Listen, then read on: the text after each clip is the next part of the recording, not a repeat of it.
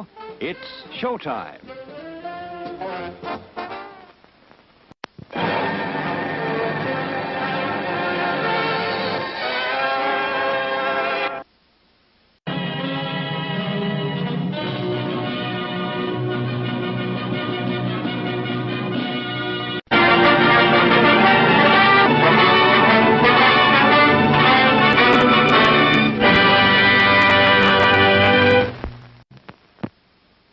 Please remember to replace the speaker on the post when you leave the theater.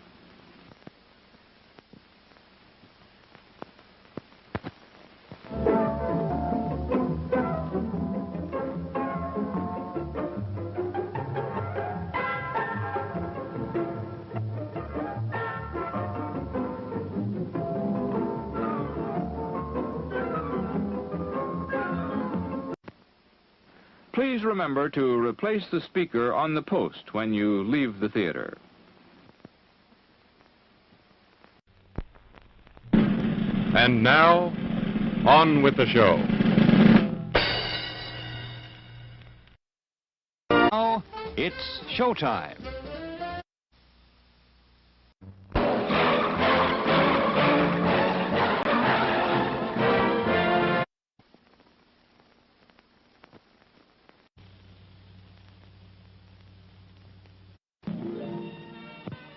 We have just seen rushes direct from Hollywood of pictures being released in the coming weeks.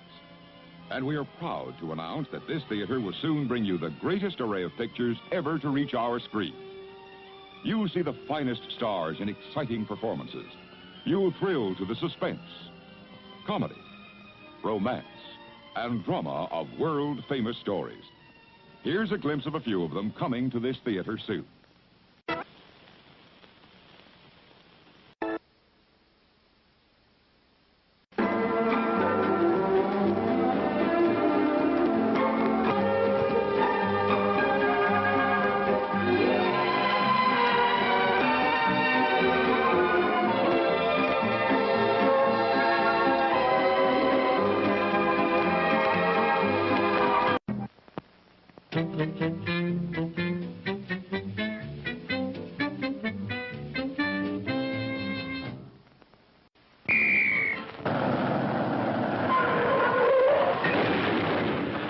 Projectionist, stop the show. Here's great news you ought to know.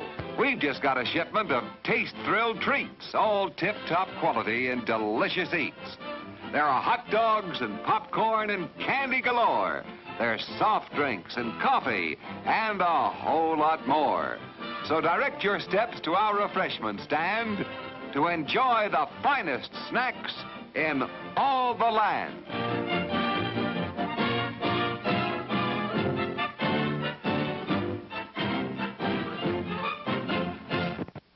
Show starts in 5 minutes.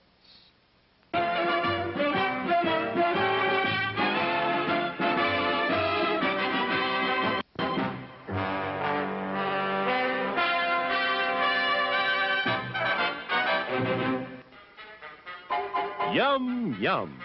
It's time for a tasty and refreshing snack.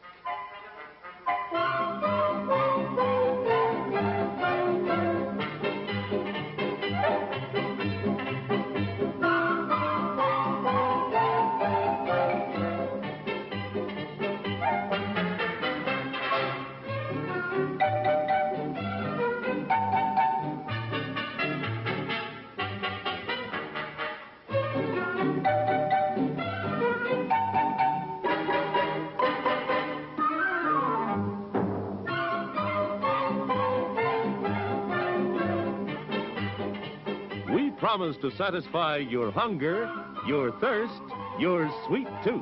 So visit our refreshment center now. Let's go! Show starts in 4 minutes.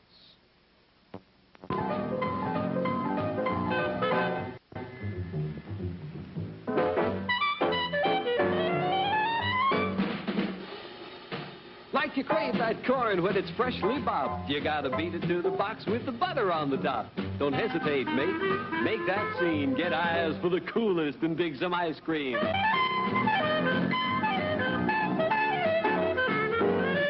Get Get with it, man. Start strolling down to the sweets that you're rolling, the best in town. Our candy's real gone, if I'm understood. To all you squares, that means the confection is positively delicious.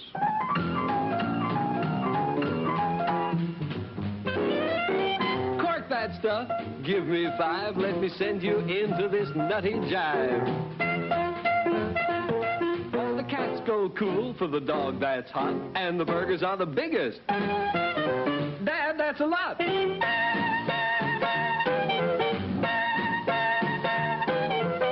man, go. It ain't very far. Shake it on down to this cool snack bar. Come on, Jill. Give us a treat. A friendly pepper-upper with a tasty beat. Drink Dr. Pepper, Dr. Pepper, 'cause it never lets you down. Frosty, man, frosty. Show starts in 3 minutes. When it comes to candy, I'll bet every young man has a secret wish to own a candy store filled to his heart's desire with smooth, rich chocolates, creamy nougats, and chewy caramels. Well, whatever your favorite is, you'll find the Refreshment Center's a heaven of delectable candy just waiting for you to take your pick. So treat yourself to some delicious candy from the Refreshment Center. There's time between shows. Stop in right now.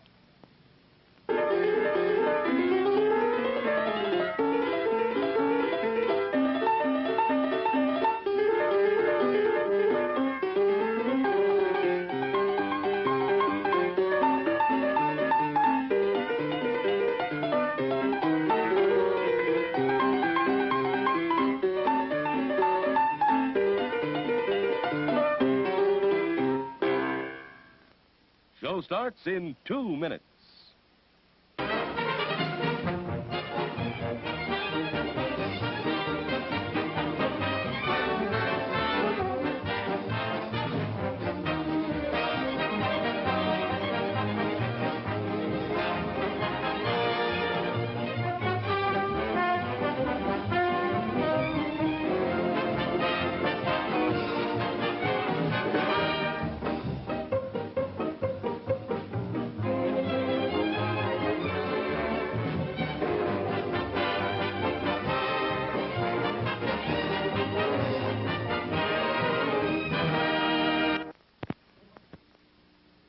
Yum, yum.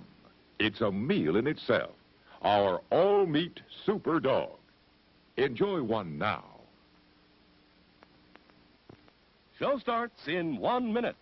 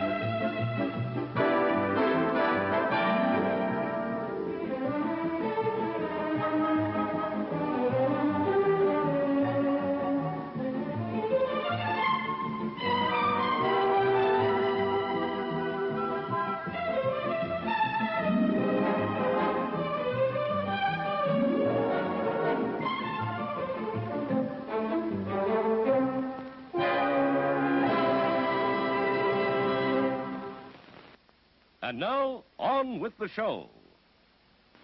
It's intermission time. The show starts in 10 minutes. Yes, folks, it's intermission time. So how about taking a break? Get out and stretch a little and relax before the show begins again. And why not make it refreshment time, too? We have lots of tasty, delicious treats waiting for you at the Refreshment Center. There's hot popcorn, so golden good and fresh out of the popper. And all kinds of refreshing ice-cold soft drinks. Sizzling hot dogs just bursting with juicy goodness. Ice cream so smooth and delicious, you'll hanker for more. Plus, all the most popular candy bars and many other favorite treats. So why not visit the Refreshment Center now? Our courteous attendants are ready and waiting to serve you with a wide and wonderful variety of good things to eat and drink. So step right up and make yourself at home.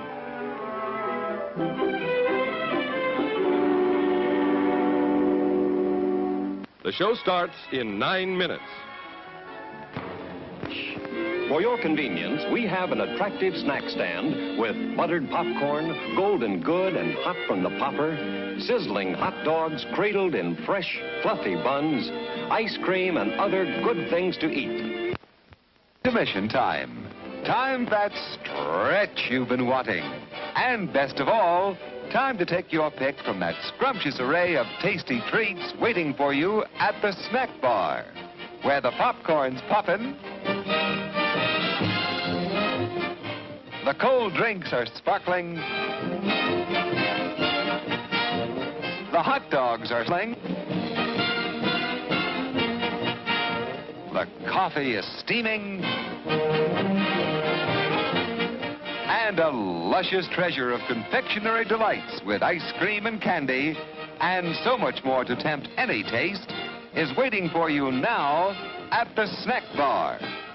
You'll be notified in plenty of time when the next show is about to begin.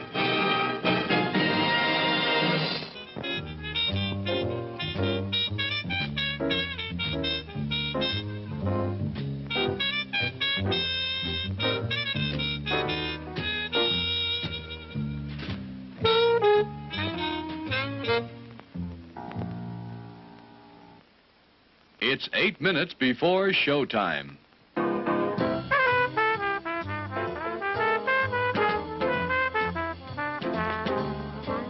Satisfy the kiddies with a bag of crisp, crunchy popcorn. And don't forget to get an extra bag or two to take to the car to munch on during the show.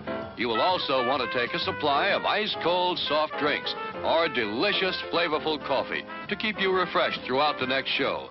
Make the evening complete by getting a tasty treat for yourself and every member of your party. Make your visit to our theater a pleasant occasion to be remembered. We'll be richly rewarded with the thought that we have pleased you.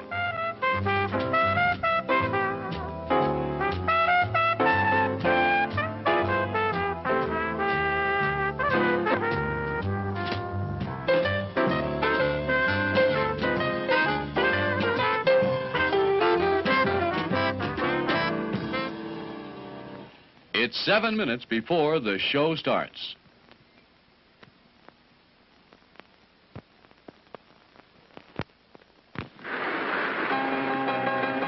The big ship foundered on the rocks, but the crew all got ashore. Then Fearless Fred dived in again and swam toward the wreck once more.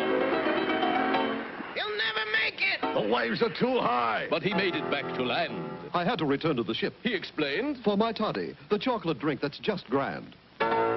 Toddy does taste grand. At the snack bar or at your car. During intermission, enjoy a toddy, the delicious chocolate drink in a can. Ice cold or steaming hot, toddy hits the spot with everybody. See how much better that popcorn or those hot dogs taste with toddy. Delicious.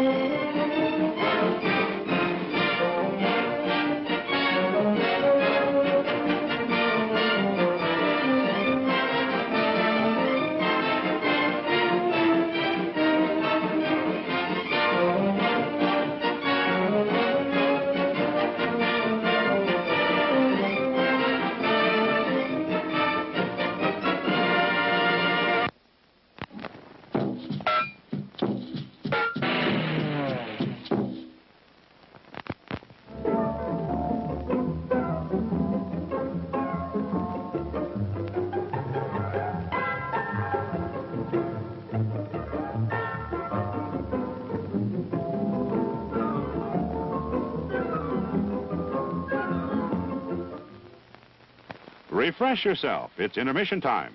The concession stand is open and ready to serve you. We are about to witness the takeoff of the first manned rocket to outer space. We pick up the count. 7, 6, 5, 4, 3, 2, 1, 0! We're off to visit the planets. There are treats galore in the stars. Venus is loaded with candy. And ice cream is found upon Mars. The soda pop's fizzing on Saturn. When you're thirsty, it sure hits the spot. And Jupiter's really jumping. The popcorn is buttered and hot. But the best of them all is the planet, where all of these treats are at hand. And that is the spot we now head for, our theater refreshment stop.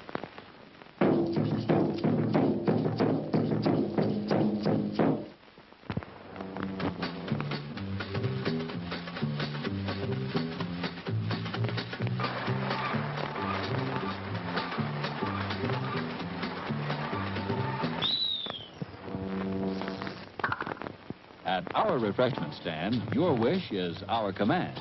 So the coffee we serve there is pure perfection.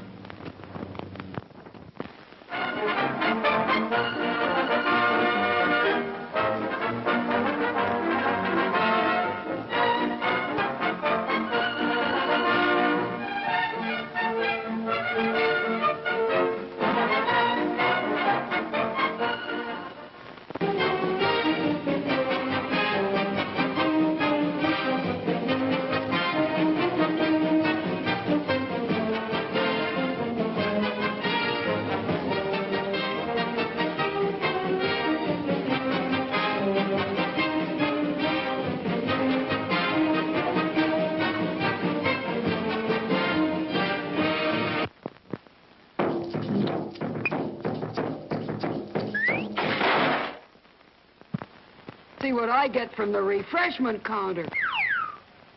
Oh, boy, popcorn and candy bars and ice cream and, oh, boy, sparkling ice-cold Coca-Cola. Oh, boy, that tastes good. Have you been to the refreshment counter? Remember, your favorite snack will taste especially good with world-famous ice-cold Coca-Cola. Fresh candies, the flavors you love. Assorted drinks, your favorite beverages. Hot coffee. Hot dogs the way you like them. Ice cream, smoothly delicious.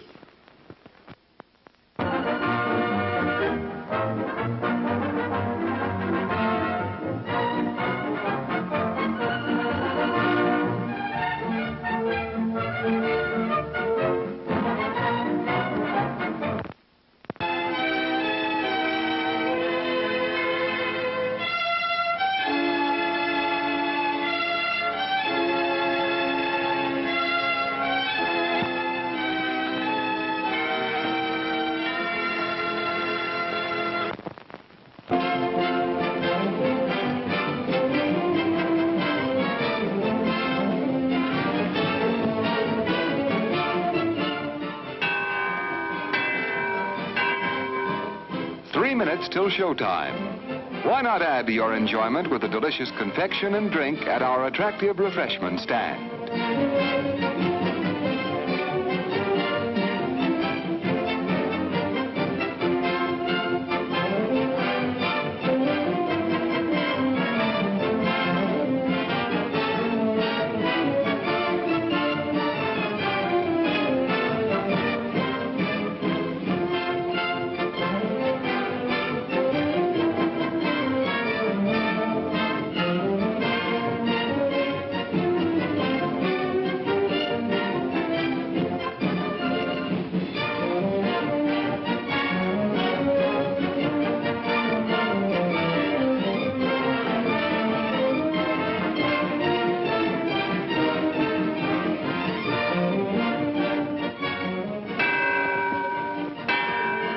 2 minutes till showtime. Tempt your taste with the wide variety of mouth-watering snacks available at popular prices at our refreshment stand.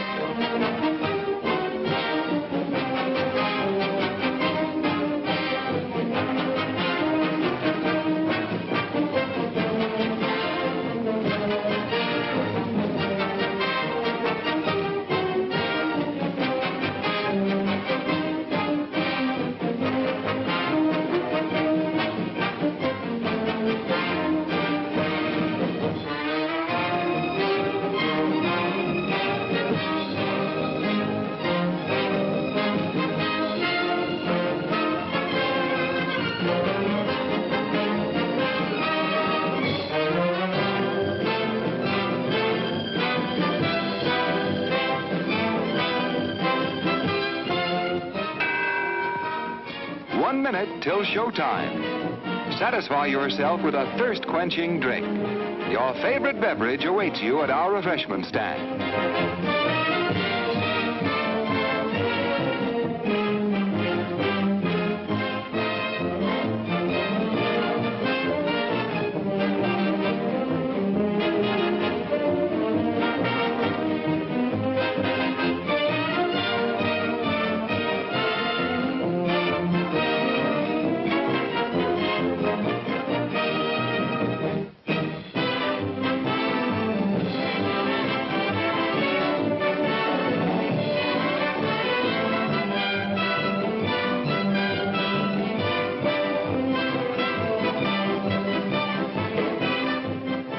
The show is about to start, folks, but the refreshment stand will remain open for your pleasure.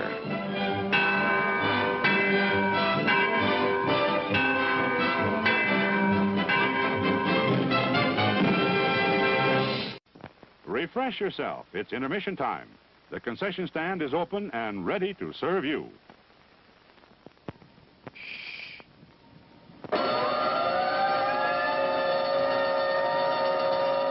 Class, come to order. Pay attention just once. We have a lesson to teach to the dunce.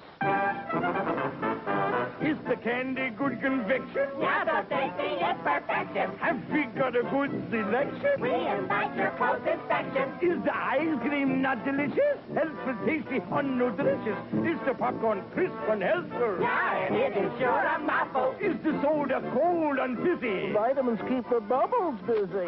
That's good. The lesson is learned. The trip to the sweet spot you have earned. Now is time for intermission. Treat yourself to some nutrition.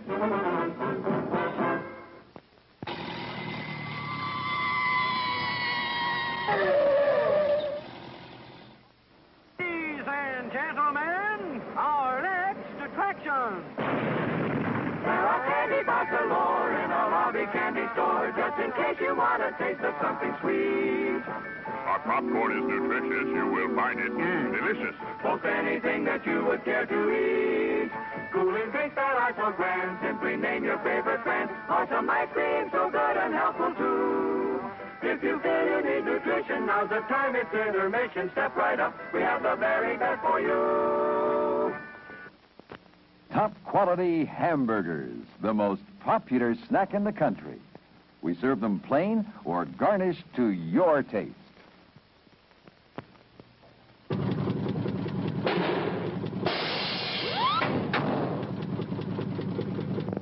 Golden pure creamery butter, rich, flavorful, satisfying. That's what it takes for the finest buttered popcorn, and that's what we use.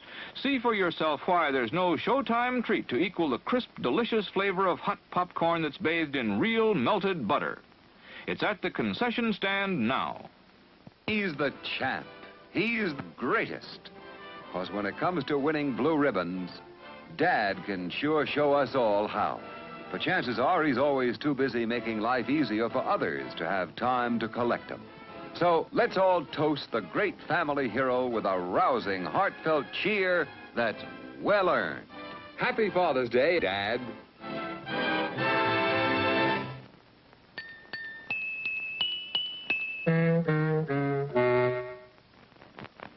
Hot dogs, the all-American favorite. Certainly we serve them, piping hot and full of flavor. Call for yours now. Your attention, please. All new hotshot electric in-car heaters have been installed for your comfort and convenience. Just insert heater through car window and turn on the switch. When leaving, please turn switch off and replace on speaker post. Warning, high voltage. For your own safety, do not attempt to repair or remove wires. Do not attempt to open heater unit. If you need assistance, please notify the theater box office or concession manager.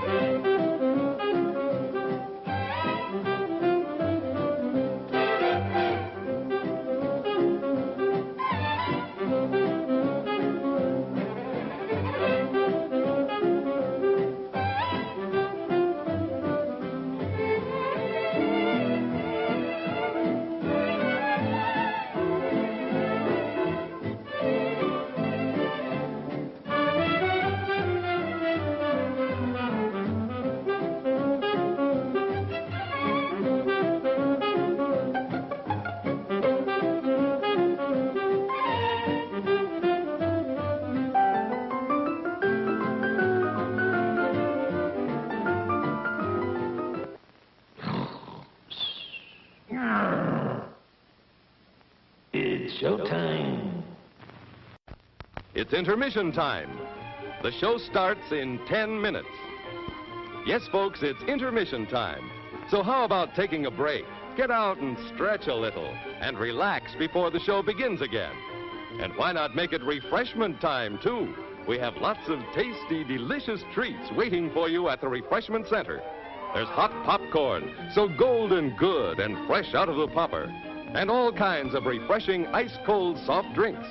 Sizzling hot dogs just bursting with juicy goodness.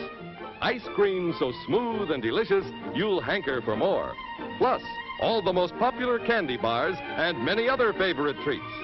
So why not visit the refreshment center now? Our courteous attendants are ready and waiting to serve you with a wide and wonderful variety of good things to eat and drink. So step right up and make yourself at home.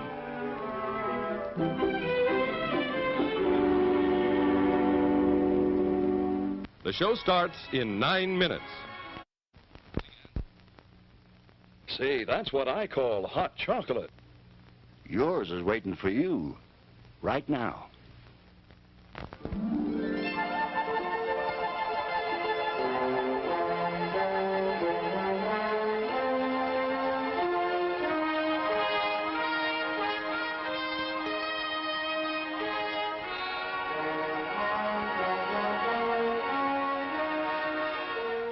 Get the drift? We feature ice-cold drinks at our concession. Here come Flavos, the delicious oriental treat that's out of this world for taste-tempting goodness. Light and delicious, full of tender, juicy, fresh shrimp meat. It's America's favorite shrimp rolls. Try Flavos. You'll say they're shrimply delicious. It's 8 minutes before showtime.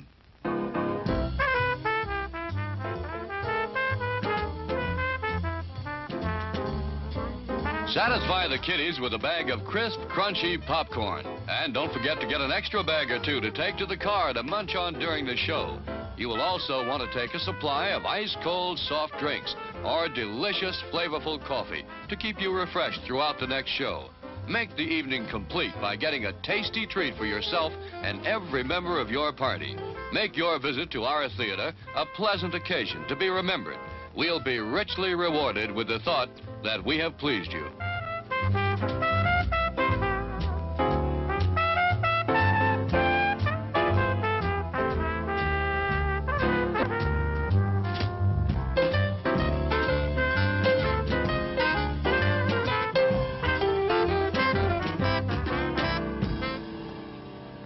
It's 7 minutes before the show starts.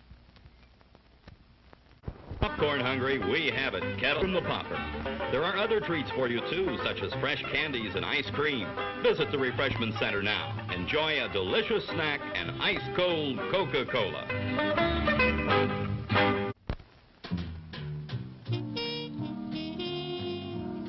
Music to the ears of the hungry. The sizzle of a mouth-watering hamburger. Fresh, lean beef, done to a golden brown, couched in a soft bun, and garnished to taste. Man, that's hunger heaven. And you'll feel like you're heaven sent when you get one at our refreshment stand. The show starts in 6 minutes. Visit our concession and see for yourself the delicious treats, drinks, and snacks awaiting you. If you are thirsty, try ice-cold soft drinks or a cup of hot, flavorful coffee. Get something to go with it, like a sizzling and satisfying hot dog or a tasty, tender sandwich. Try one of these delicious treats, and you'll be back at the concession for more before the show is over. The service at our concession is friendly and efficient.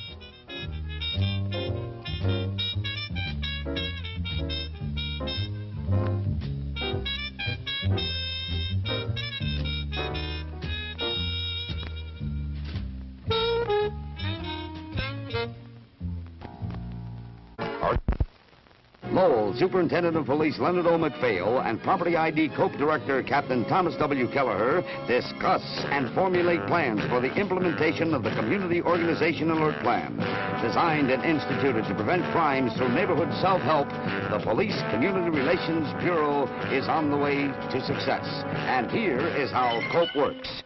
You see a criminal offense in progress. Call the police at 40425. Identify yourself as a Cope member, and you don't have to give your name. Give the officer on duty all the details of the crime. Who, what, where, and when.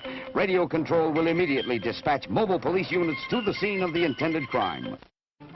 The show starts in 5 minutes.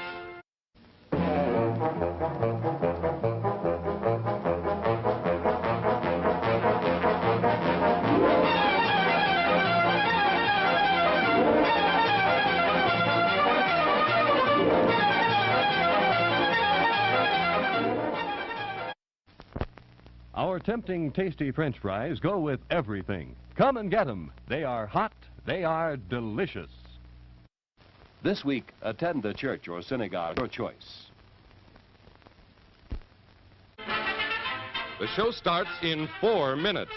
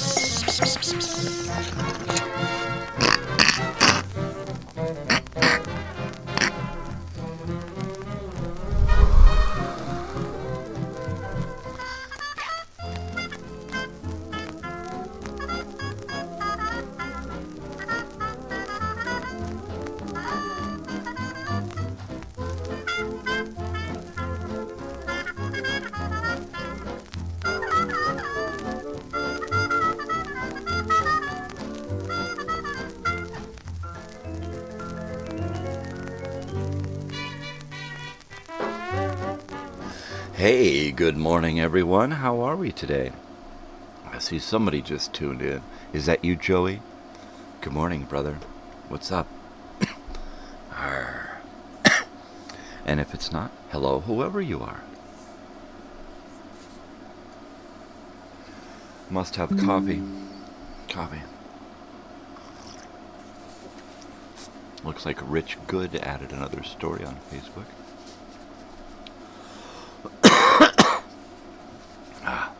Okay.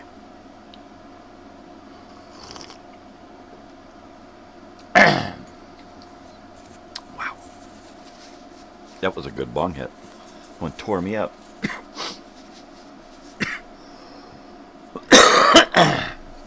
Oh, pardon my cough. Let me plug my old phone in here to get it charged. Get it charged. There you go. There you go. Wow. Well, Good morning, Joey. It is official. You are here. Howdy. Howdy, howdy, howdy. Howdy, howdy, howdy. Did you check out them properties I sent you there in Colorado? Pretty neat, huh? Pretty cool. Totally. I told my daughter, and she's like, I want to finish school first. I don't care after that, but I want to finish school. You got it, baby.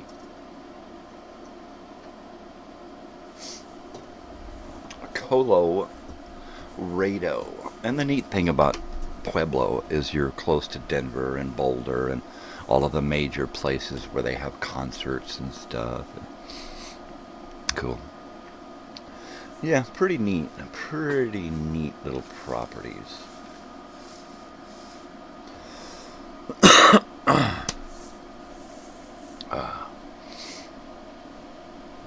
There are a couple of those pieces of property that we were looking at.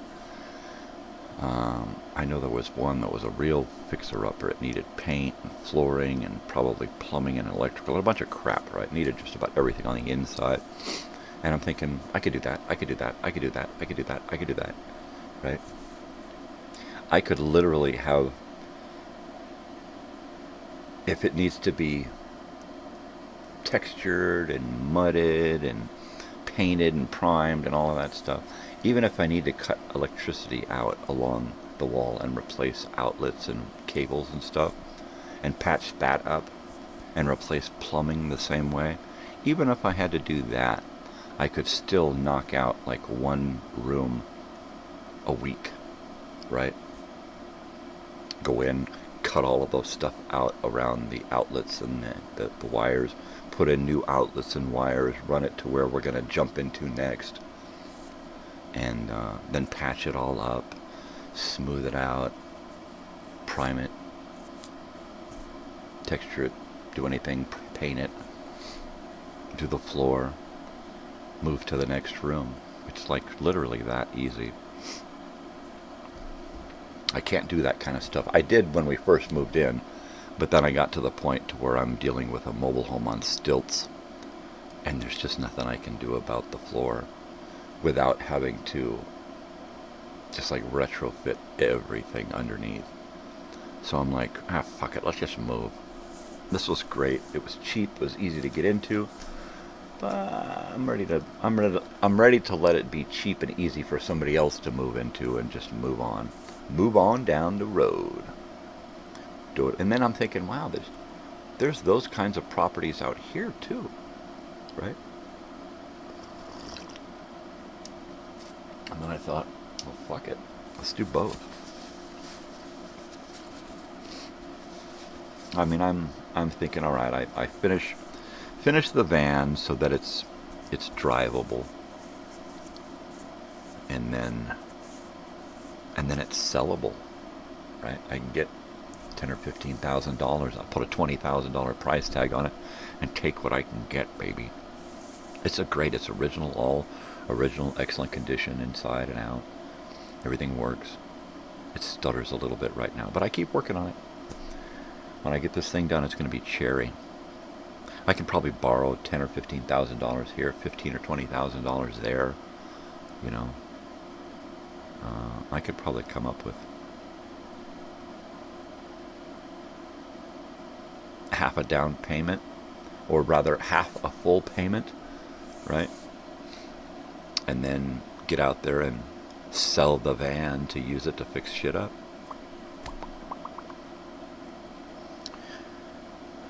Or what have you.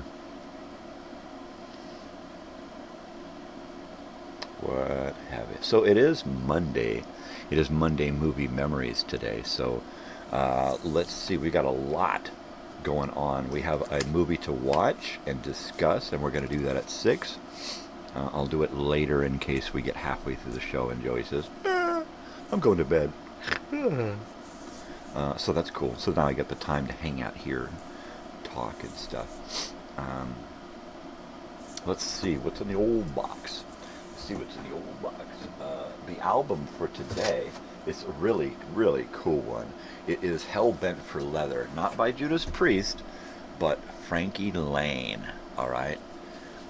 Frankie Lane just did some fantastic takes on Western stuff, right? He was like the Frank Sinatra of Western stuff. Rawhide, High Nude, Wanted Man, Cool Water, that's a great one. Along the Navajo Trail, Bowie Knife, Gunfight at the OK Corral, City Boy, The Cry of the Wild Goose, The 3:10 to Yuma, The Hanging Tree, and Mule Train. Orchestra conducted by Johnny Williams. Johnny? Is that John Williams? No, get out of here. Frankie Lane. It is just great. Now, if you've ever seen the movie Blazing Saddles, you've heard Frankie Lane. He wore a blazing saddle. Whoosh.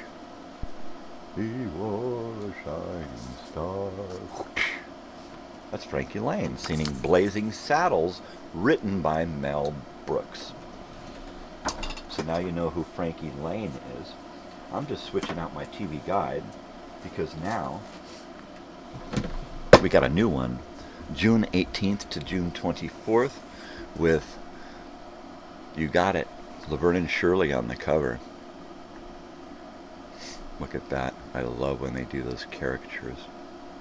Isn't that beautiful? Looks just like them. Looks just like them. So we'll read from a little bit of this morning. We'll do some coffee and bong hits. And, ooh, we have a movie of the week. What is the movie of the week? If you've watched the preview, you know what the movie of the week is. It is Corvette Summer. Right? What a great fucking movie. Corvette Summer with Mark Hamill of Star Wars. All those wars and Trekkies out there, they're getting all pissed off. He got us confused. Oh my God. How dare you? So anyway, Mark Hamill, who played Captain Kirk on Star Trek, and Annie Potts. If you remember Annie Potts, she played the receptionist on the movie Ghostbusters. She had a fling with Rick Moranis' character. And she was also on Designing Women, the TV show Designing Women. Great show. Corvette Summer is one of those movies that we actually saw in the theater. I believe it was the drive-in.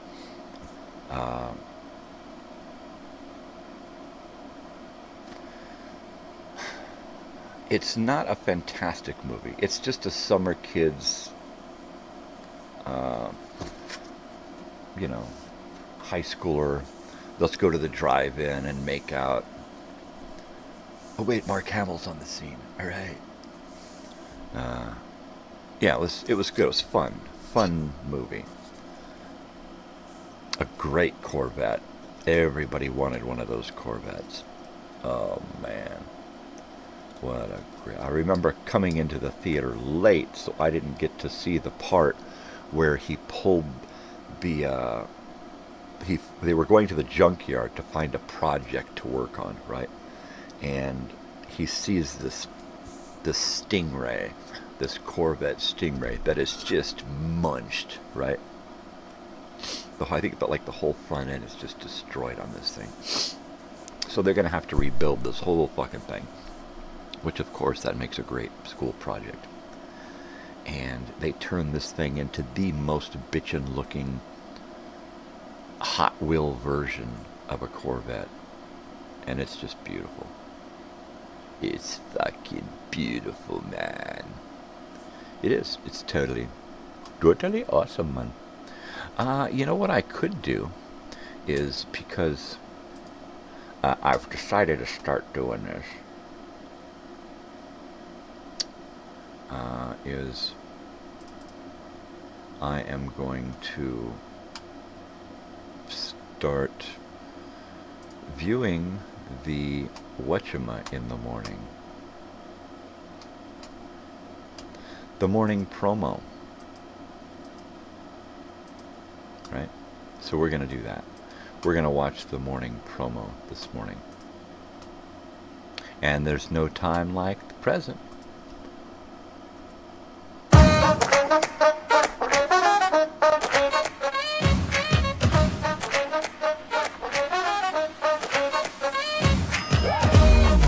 Hey, I love that music. It's a little loud.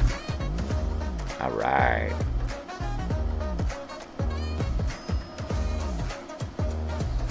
So I really get off on making these little promos. Ooh, look, my very special guest, my daughter Natalie, is going to be on Minecrafting tonight. Ooh. We're going to explore my world. Earth Abides, Part 1 on Tuesday, and Part 2 of Earth Abides on Escape on Wednesday. Wednesday's a great day because a lot of old-time radio. Ooh, look, To Live to 140. That ought to be great. The Use of Deadly Force. It's a training film for Colorado Police Department. Yeah. And then, of course, the video Time Machine. This week, we're going to talk about Gail Sartain, Jack Betts, Lynn Hamilton, Gato Tennessee. Yeah. Guido. I love a little squirrel. I wish I could have got him from the behind so you could see his big nuts. You know what I mean. All right, here we go. Medication makes the brain function better. Then they just started calling me pillhead and hypo and MR. And, you know, I didn't know what MR meant and EH. My reaction when somebody says there's no such thing as a hyperactive child is, come and walk 5 miles in my shoes, Buster, and it'll make you a believer. Well, my feeling is that hyperactive children, what they call hyperactive children, are not any different than any other children. They're just more so.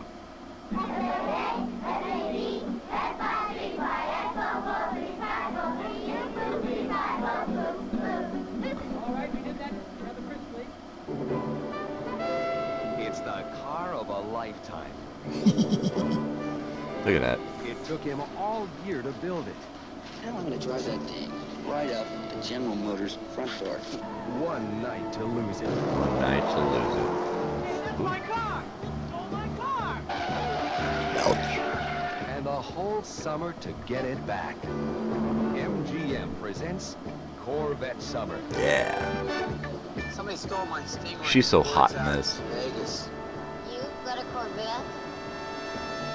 Starring Mark Hamill. I got such a huge crush on her back then. And Annie Potts, who's out of this world. You're gonna spend the night. Prende, amigo? If he knew She's as so much funny. about girls as he does about cars, he wouldn't be so nervous. You left them dead, sailor, and let me see what you got. Sure. Then on Cheers. Sam, if brains were money, you'd have to take out a loan for a cup of coffee. I got that one. Is this just another lover's quarrel or a Sam and Diane on the rocks? How could you? The Emmy Award winners. This is good news. You go to bed with another woman and this is good news. 7:30, the best of MASH, 8 o'clock. Cheers, Sunday nights on Cheers. CBO. And now, Dick Tracy.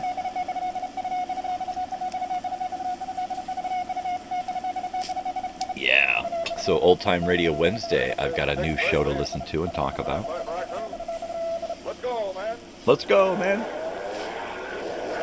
Dick Tracy started in the newspaper and then went to the radio. I love this. They serve to develop hand-eye coordination and hand and finger dexterity.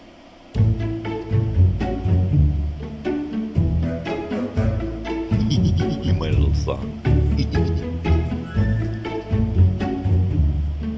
We're going to check out my speaker from the drive-in. I'm going to turn it into a Bluetooth receiver. Yeah. So Friday, it's going to be about teenage night moves and teenage nightmares. That should be fun. We'll talk about what we did as teenagers, late night partying, and we're going to talk about nightmares. We're going to talk about the nightmares that I used to have. I used to have reoccurring nightmares all the time. So much so that I still remember them today. I still remember specific dreams that I used to have. So we're going to talk about that on Friday. And then, of course, tonight, my daughter will be guest starring on Minecrafting Monday. Woohoo!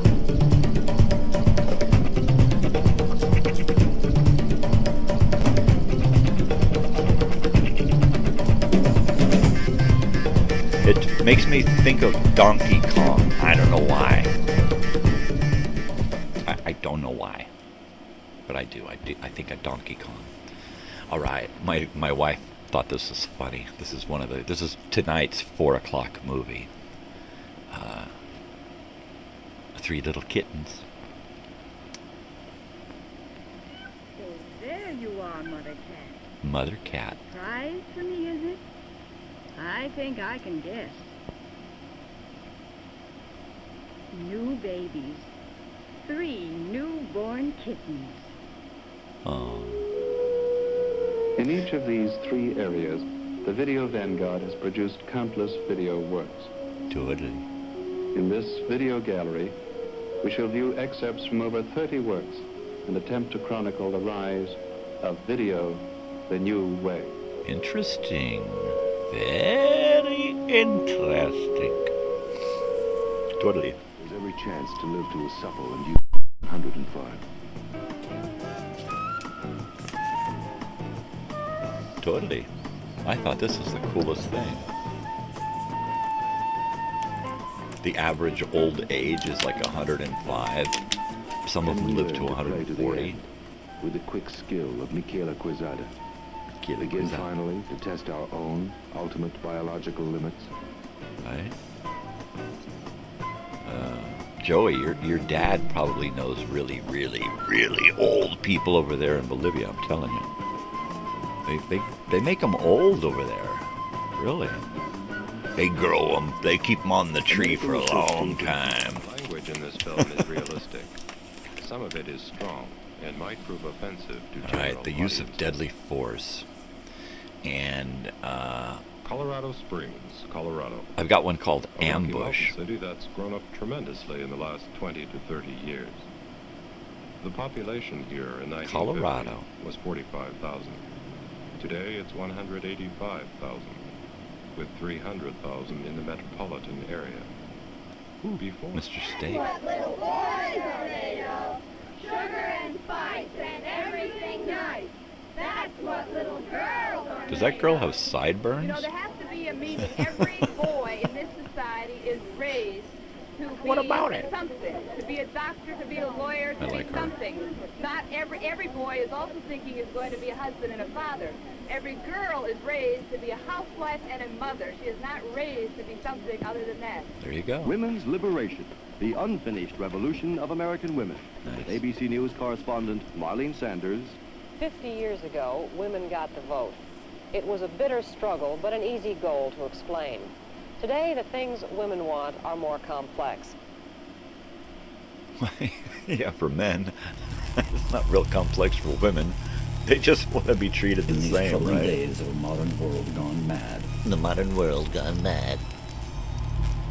One man has the technology to make a difference in time and space. Who hates the sound of their own voice?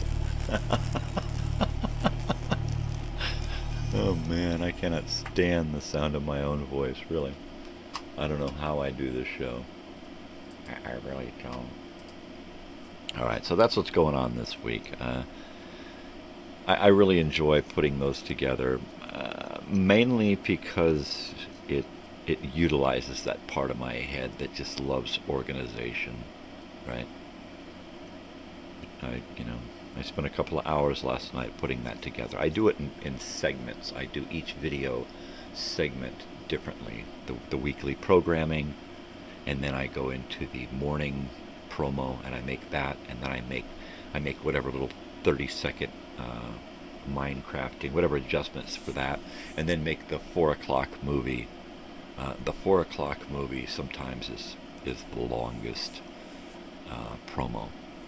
And then I just tack them all together, put them in order, and then load it up, baby. Speaking of loaded up, I'm gonna do a bong hit here.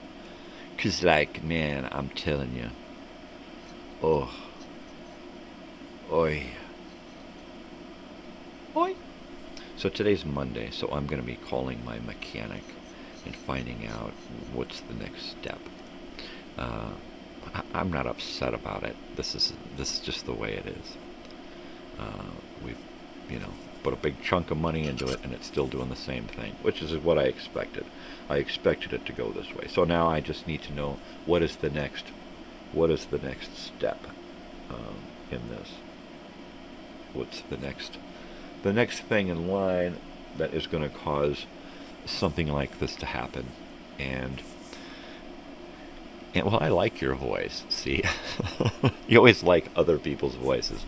I used to like my voice, but it took me decades to get used to it. Now once again, I hate it. Like my wife keeps telling me,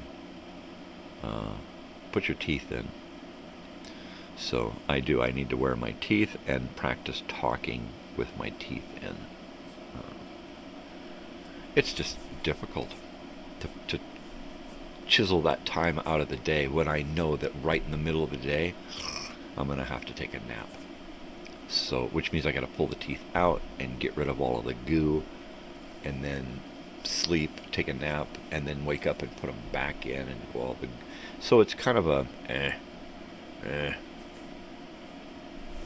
I almost want to get done here and take a nap just immediately, and then get up so that my nap is out of the way early, and then I can have the rest of the day to do stuff, and of course wear my teeth. My good old teethses. She's like, put them in. And I'm like, damn it, you put them in. You know what a hassle it is to go through all of that? You know? I mean, if they just clicked in or something, it'd be different. But it ain't that easy, baby. Wow. What's up with that sound? Occasionally I get that going on. And I don't know if it's my microphone or if it's the mixer. I'm hoping it's not the mixer. I much prefer to buy a new microphone. So we'll see. Bong hit.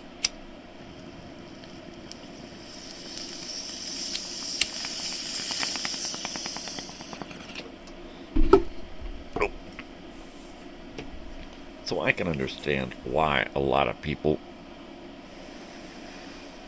don't watch my show. I don't think a lot of people that I used to know can afford to be seen associating with me, which is why I think I'm losing people on Facebook too. Oh my God, well, he said what? My boss is a trumpet. I can't let him see that.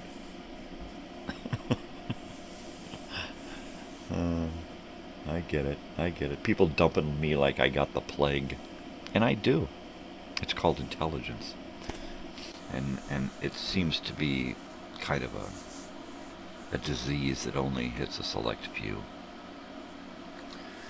But intelligence is like a bad thing these days. It is. You get ostracized for having too much intelligence. Completely. You get abandoned. You get, what do they call that? Blackballed. Oh, he's saying too much real stuff. Oh no, he's saying too much reality. There's too much truth in what he's saying. Oh my God, are those the facts? Yep. I don't want to know. I don't want to know the facts. Stop talking to me. I love how they'll openly unfriend me on Facebook, but continue to follow my posts. I don't get that one. I'm going to heat up my coffee.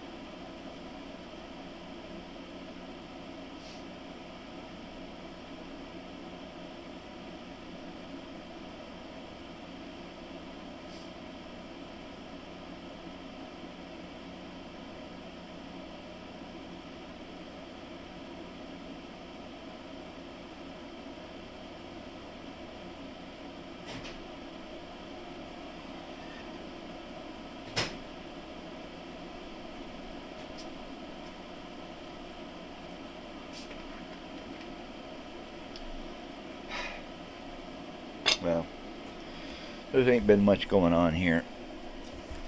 Ain't been much going on here. I'm going to turn off this, it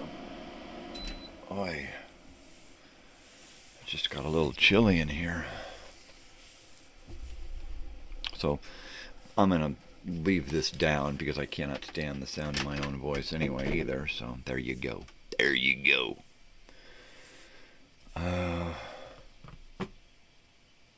I hope you enjoyed that little promo video. That's my bread and butter right there. If I could stand to work with other people, I would love to do that kind of a stuff for other shows and other channels and whatnot. Or what would be really neat is if I had co-stars on my channel and had other people posting videos to my channel. That would be fun.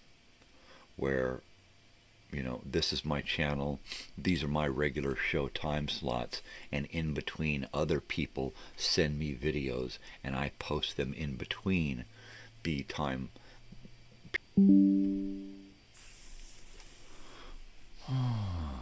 Wow. I'm going to assume that I'm back because the numbers look good again. So hopefully I'm back soon enough to be back on YouTube here. Hey, there I am. All right. I made it. I made it. My internet signal died. It does that. I don't know why. It must be my modem or part of the program here. But on occasion, my signal strength, it's hardwired into my computer. From the computer, there's a cable that goes from both my computers, 2 cables all the way over to my modem. Ask Joey, my house is like cable central here. So it must be something in the program or the modem, because it's not a wireless problem. But every once in a while it just says later, and I got nothing. Or the signal gets really bad and then I get really glitchy and stuff. On occasion it will get so bad that it can't reboot quick enough and my live feed is kaput. Kaput! So there you go. Back to doing bong hits, because it's morning time. And this is when I do pretty much the main body of bong hits are for the day or in the morning.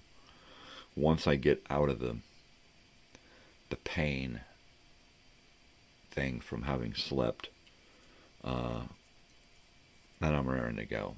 Right back to bed. No. But the thing is that when I get up from my afternoon nap, I don't have any bong hits at all for like hours until I eat something, and then I do 1 or 2 bong hits and I'm ready to go back to bed. So it's kind of weird, but I've always been a morning smoker. Back in high school, the only way that I could go to high school and deal with people and bullies and stuff was to get loaded. And I would get loaded just before I went into school.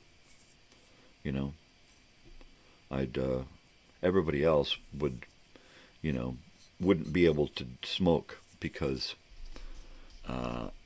they'd get too wasted, right? And I'm like, all right, I got to get to a certain point to where I don't let any of it get to me, all right? And I would. And everybody else, anybody else who would smoke that much would catch a buzz. Me, I would just catch a normal, right? I would be able to function. I'd be able to talk to people. I'd be able to take the bullshit and not freak the fuck out and want to go berserk. So, yeah, all my good days in school were days that I was able to catch a good buzz before going in. Yes, sir. Yes, sirree, Bobber Rooney. And then later throughout the day, even back then. Less and less and less.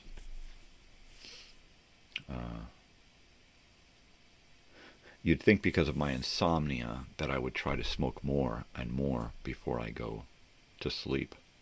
But it doesn't work like that. I can only have a little bit in me. If I smoke too much before I lay down, I just want to stay up all night watching TV like I used to when I was a little kid. So I have to have like 1 or maybe 2 hits max before I, like 30 or 40 minutes before I go lay down. If I try to take a hit and go lay down, I'm just coughing all night. I got to sit up. Like last night, I sat up, fell asleep sitting up in bed, and woke up an hour later, took a leak, readjusted, and laid down. But it was, a normal evening. Less dubage than the mornings. Last night was fun because I sat here at the computer console here, creating that video that we just saw,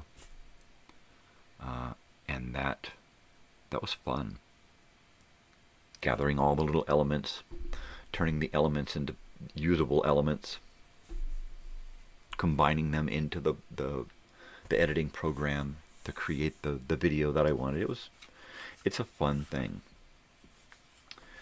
So like we saw in the video,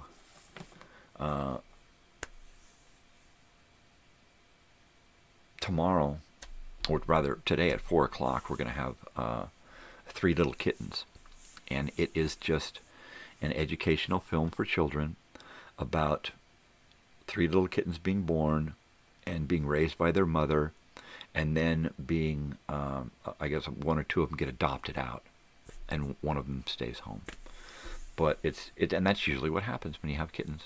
It's like, well, we're going to keep this one, we're going to get rid of these. And then tomorrow we're going to talk about Cheers, the TV show. One of those weird shows that popped up in the early 80s and kind of struggled a little bit. I didn't even know about it until the late 80s. I knew about it, but I didn't invest any time in it. Mainly because at about the time that it popped up, I was in junior high and was just starting to make friends. Finally. And we'll talk more about that period on Friday, because on Friday we're going to talk about teenage night moves and teenage nightmares. And the night moves were us kids, 6th, 7th, and 8th graders getting together late at night, after 9, between 9 a.m. and 6 or 7 a.m., right, on Fridays and Saturday nights at my friend's house. And we would all gather in a tree bush down the street and wait for his parents' cars to leave, and then we would go into his house and party for the night. And we're going to talk about that, because that was a great period in my life. And also we're going to talk about reoccurring nightmares. Not nightmares that happen during night moves, but just nightmares, man. I had a lot of nightmares growing up. Tons of them. Creepy, weird nightmares that I still remember. Tons of them. Weird.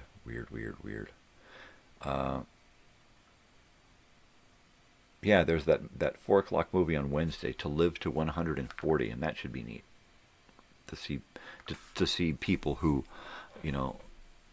are referred to as long lifers, where it's in their genes, because the longer you live and you're living that life that you're teaching your children to live, and so on and so forth, and you just live longer and longer. And I've seen pictures of 135-year-old people, and it ain't pretty, right? It ain't a pretty thing. But in this one, it is, right? So you have to think there's got to be something. There's got to be something in the diet. There's got to be something in the lifestyle. Something spiritually. There's something different in people that are able to live a long life. 140 years old. That's, my goodness, that's almost 2/3 longer than I expect to live. Right? Well, 140, I mean, that's, yeah, that's like over twice as long as I would expect to live, right? I mean, for me, middle age would have been like in my 30s. Yeah, which is when I expected to. Because it wasn't pretty back then either.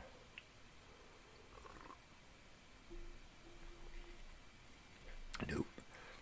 No siree. I'm no fool, no siree. I want to live to be 103.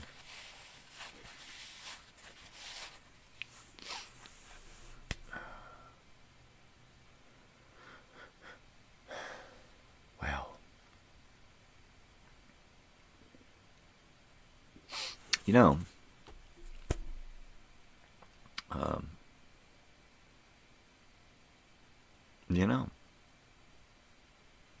let's see, like any child, only more so.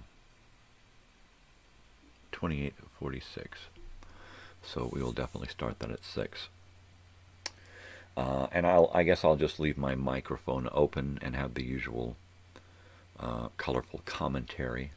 And remember, this is a film that can be found in my playlists. So if it's like, oh man, would he shut up? Just take the pain, and then go watch it in the playlist. Yeah, there you go. Jaws 50th this week.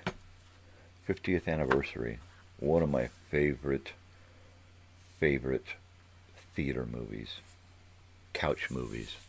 It's still, I can still get if I haven't watched it for a while, I can still get a little bit of woohoo out of it. And that's pretty cool. I have all 4 Jaws films. Remember, there was that 3D one in the 80s there.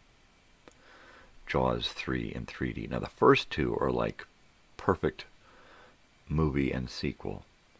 The third one is like it don't fit, right? It just doesn't fit the series. But then when you get to the movie 4, Jaws: The Revenge, that one kind of takes number 1 and 2 and 4 and creates a trilogy with that oddball one hanging out there. That's like when you're doing the Halloween movies and you get to Halloween 3, Season of the Witch.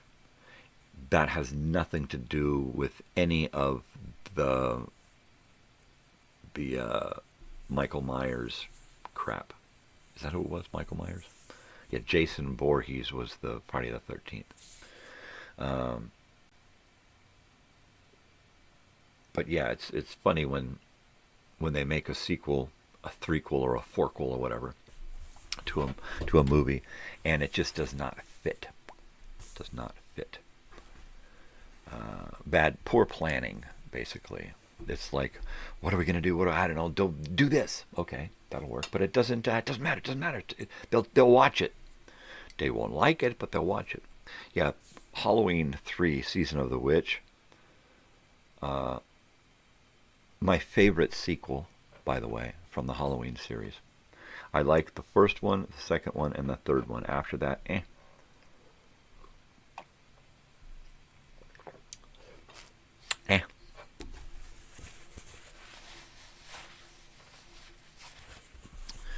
It's just, yeah, it works. It works. I like that it's different. I like that it has nothing to do with Michael Myers or the town or anything. It's like, whew, we got away from that. Let's move on. I think had they taken that recipe and done the Michael Myers thing and then ended it there and gone to the Season of the Witch thing and maybe had done that and then maybe a twisted one after that that was just another twisted Halloween fucking fancy, right? it would have become more like Halloween horror stories rather than this fucking mask keep popping up again, right? Because that's in the first movie, yes, and in the second movie coming back and doing it again to finish off or try to finish off the people in the hospital, right? But after that, it just gets old and tedious, and especially with Jamie Lee Curtis's character, right? I think had we done the first two, Season of the Witch, and then continued on with various random Halloween horror, right? And occasionally maybe ended it with Myers going there, right? But I think that would have been more dramatic to bring back Jamie Lee Curtis on occasion or at the end to wrap up the series, right? Yeah, what they did was they were just out for money, and they just put a mask on somebody and give them a knife and say run around and kill people. Like the Final Destination movies. Those were kind of tedious after a while. I enjoyed a couple of them. But after a while, there's like, it just doesn't work anymore. And they're just going out for money. So they're not really investing anything into making a good story. Right? So it's better to just hit it and quit it and not screw it up. You know, a movie's a movie.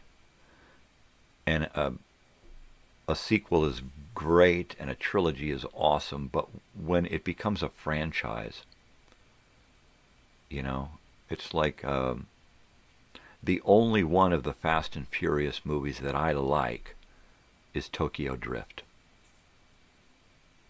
Because it has none of those other people in it. It's got the kid from the movie Sling Blade with Billy Bob Thornton, right? That little kid. I like the way you talk. I like the way you talk, right? So that kid grown up in Tokyo with his army father, and he has to deal with being an older kid in Tokyo and learning about the streets and stuff. And I really, really enjoy that one. That one is really, really. It's like it's like Tokyo Pop. You know, it's like the different movies where you go, or Mr. Baseball. You know, where he's got to go to Japan and learn to get along, you know. What is that? The Bad News Bears in Japan. That's another great one. You know, I totally do. I'd love to go to Japan. That would be fun. Japan, Australia,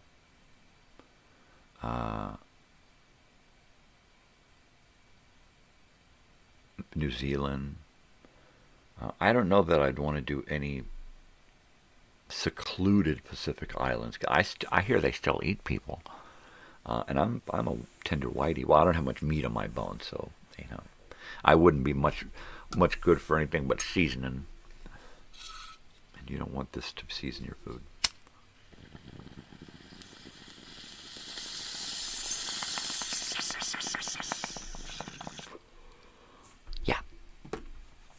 Doodly.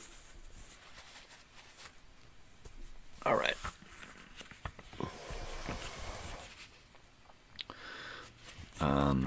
Let's do Saturday night, prime time, and see what happened over the weekend. Wonder Woman was a repeat at 8 o'clock Saturday night. Ooh, look, Hollywood Squares at 7. Roy Clark, Jonathan Winters. Oh, those two together. Oh, man. Roy Clark and Jonathan Winters. Connie Stevens. Richard Roundtree.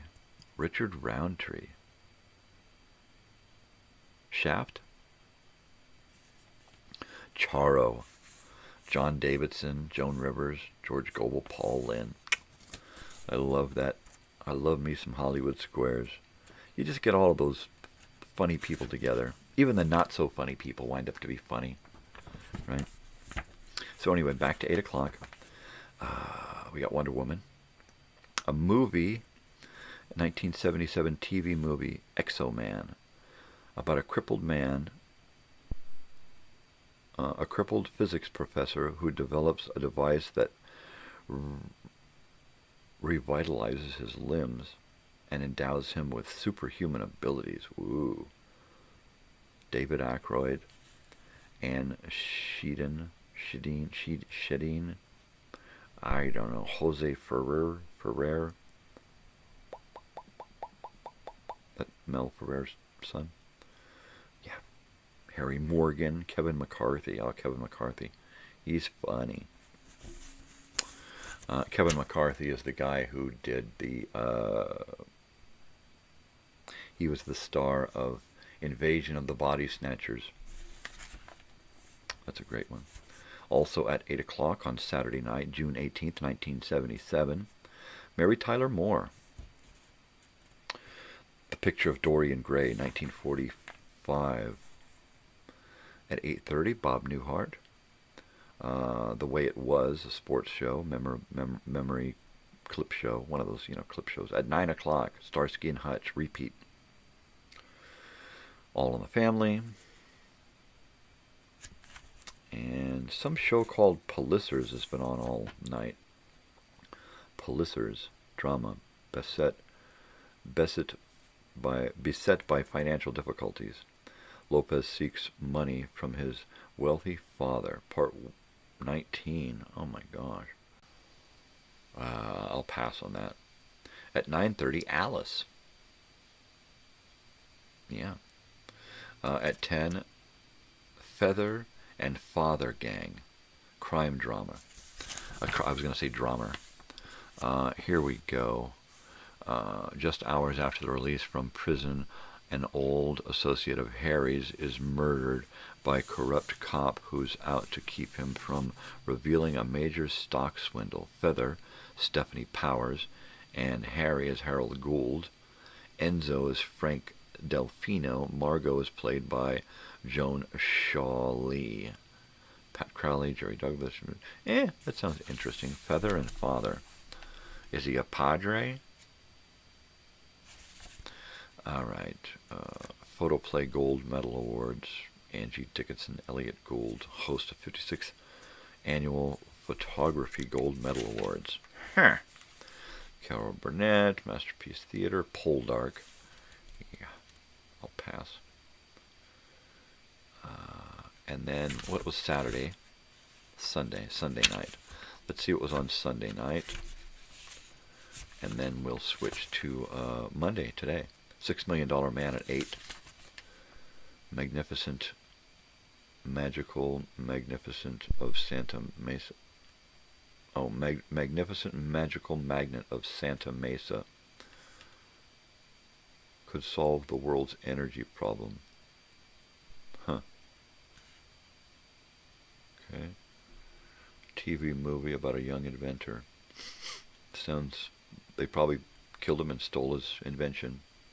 That's what they do. All right. What else is on? Some other stuff. Cry of a Hurting World. I'm Hungry. There you go. Americana documentary.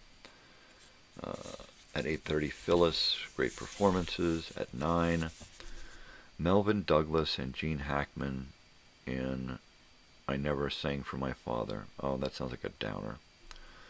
Masterpiece Theater. Switch, crime drama. I didn't say drama. And then at 9:30, McCloud starts. It's a repeat, but it's on for an hour and a half. At 10, Nova. Predictable disaster. The studies of accurate earthquakes can be forecast. Okay, earthquakes. Who's Who? Nazi Hunter. Simon Wiesenthal. And then we go into late night. Let's get on over to Monday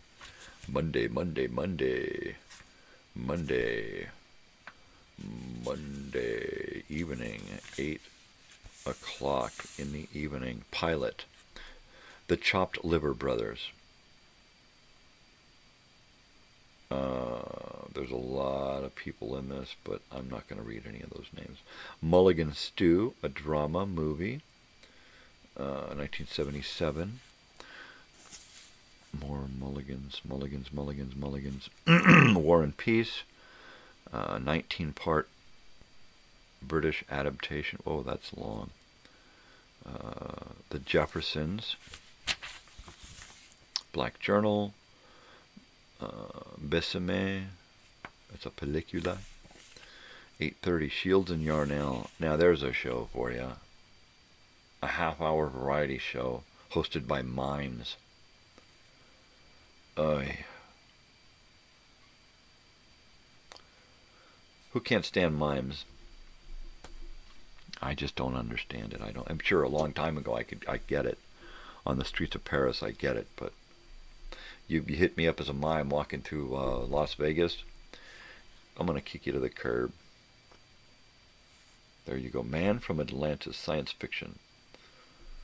There you go. 90 minutes. All's Fair, comedy. Bernadette Peters. Ooh. Richard Crenna. Ooh. Nice. Rivals of Sherlock Holmes. The Woman in the Big Hat. Sonny and Cher with Donnie and Marie Osmond, Ruth Buzzy, Alex Karras. Wow. My parents used to watch that show. So wherever we were on that night, they were watching that show. I remember stopping by some friend's house in somewhere, I don't remember where the fuck it was, in the city somewhere, and we stopped by and we had to stay long so my parents could sit and watch that stupid show. So that's what's going on Monday night, June 20th, 1977. The Best of Ernie Kovacs. What's late night? Streets of San Francisco. Johnny Carson with Bob Newhart, Yul Brynner, and Bert Convy. Kojak. And at 12:40, The Delta Factor.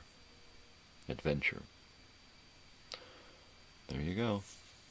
And then we'll read some more tomorrow on Tuesday, Totally Television Tuesday, and we'll look at some of the advertisements and whatnot.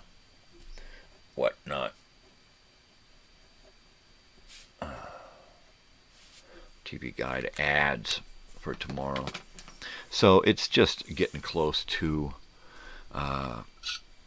6 o'clock, so we're going to get ready to get your popcorn, peeps. We are going to watch this movie, this film, this educational film, and talk about it.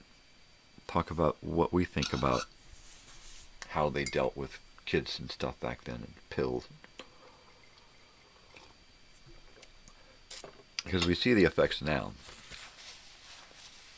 We know that a lot of kids who take medication, while many of them do good, a lot of them have troubles with medication, staying on it off and on, off and on, off and on. They have trouble with anger and suicide and all kinds of shit. So we'll see what this film talks about. It's for kids, so it probably won't be too worrisome.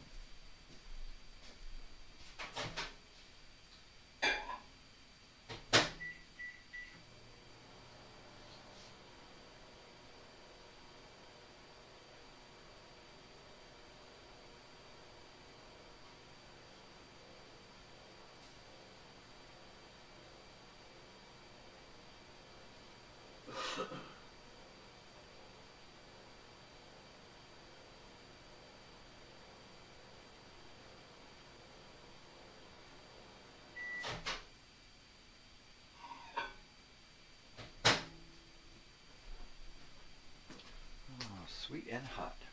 Gotta be sweet. It's got to be hot. Totally mine, totally mine. Okay. Crazy man. Well, if I ever get my voice back the way I want it, I might do an evening show on Fridays. Maybe, I don't know. Or maybe on Wednesday, because it's going to be radio. it's going to be playing music and stuff. So maybe Old Time Radio Wednesday would be better, and maybe do it in the evening later rather than 5. I don't know.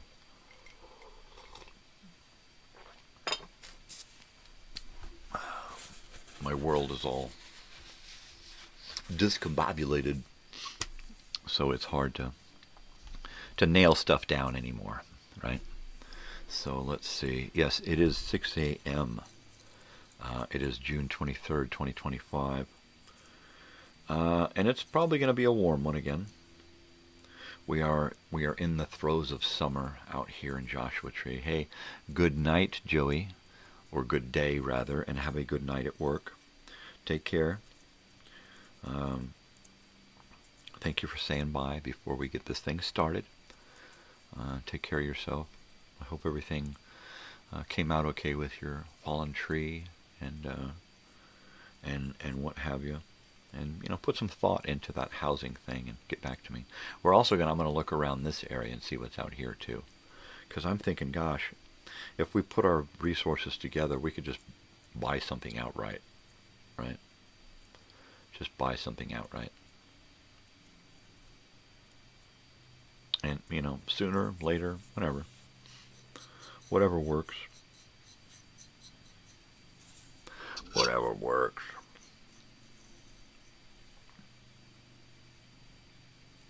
I actually, myself, I like the idea of living in a house with a small piece of property, a yard, right? Bigger than this yard, something that's got property all the way around. It doesn't have to be a lot. Some place where you got a little room to play. I would be perfectly happy never leaving after that. That's sweaty. That's air conditioner weather. That's staying inside. Yeah, I mean, it must be horrible at night. Man. Oh. Yeah, we get the same thing here. It's usually a dry heat, but it's been a little weird. We've got the swamp cooler, but I just hate using it a lot because it's got a lot of, yeah, if you want a year to save, brother, that's cool. If you want to relocate out here and save, that's cool. Because if you're living with us, you're really saving. We live pretty cheap, so. But yeah. That would be totally cool. That would be totally cool. And I'm just going to keep looking. I'm just going to keep looking, keep checking things out, following the market. Yeah, it's horrible when you go out there. It's like the air is hot because it's so humid and it holds so much heat and it hits you and sticks to you and it just burns you. Oh, I hate it. Yeah, I don't like when it's hot and sticky like that. All right, let's see. It's about time we get this show rolling. Rolling. Get them doggies rolling. Rawhide. All right. And what am I gonna do? I am going to hopefully remember to upload. Well, I'm sorry. Link. I'm gonna share some links. Sausage links. I need to do Hellbent for Leather. I need to share that. All right, brother. Take care. Like I said, have a great day and a great night. And save. That's what I'm talking about. That's why we live so cheap, so we can do this kind of stuff. So let's save for another year. Actually, we might find a place and decide to relocate locally. Something so that when you show up, we're ready to accommodate you, and then see how it goes from there. It'd be neat to have a place in Joshua Tree and a place in Colorado, and then kind of bounce back and forth between the two places. Right? That would be neat. I could totally dig that, yeah. All right. Anyway, peace, love, take care. So the movie we're going to watch is from 1977, and it is just at the exact time I would be 9 years old. It is the exact time that had I been taken to psychiatrists and psychologists and stuff, which is what the schools wanted, right? Had I done that, I more than likely would have been put on some form of medication. So let me start this here. Now zip up your pants and get your shoes, and then let's get them on, huh? This is Bobby Tyler. He's 5 years old. His brother David is 6. They're active youngsters, always into things. You know better than to jump on the furniture. Sit down. Like many brothers, they like to horse around. Damn it. That is not a skateboard. Now, they may seem like typical kids, but look at all every that morning sugar before on the going to table. School, Bobby and David are given a drug to control their behavior. Because you see all they're the sugar? Hyperactive. Gee, I wonder why they're Today, hyperactive. Hyperactivity is the most common behavior disorder of childhood. Experts estimate 3 to 20% of school-age children are hyperactive. Wow. 8 out of 9 are boys, and as many as 500,000 children are on stimulant-like drugs. Yet confusion and controversy surround what hyperactivity is and how to treat it. Diet? I think it's fair to a child exercise? to put medication in his body that's not necessary. He can solve it otherwise. Yeah. Medication makes the brain function better. Then they just started calling me pillhead and hypo and MR. And, you know, I didn't know what MR meant and EH. My reaction when somebody says there's no such thing as a hyperactive child is, come and walk 5 miles in my shoes, Buster, and it'll make you a believer. Well, my feeling is that hyperactive children, what they call hyperactive children, are not any different than any other children. They're just more so.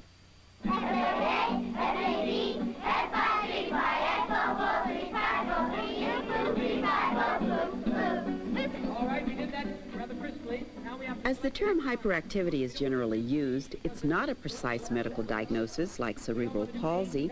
Rather, it's a description of behavior based mostly on subjective reports from parents and teachers. And sometimes it's hard to tell where normal ends and hyperactive begins. This is Alan. He's in a special preschool for hyperactive children. His doctor says Alan's the most hyperactive child he's ever seen. He has a short attention span, is uncoordinated, impulsive, and emotional.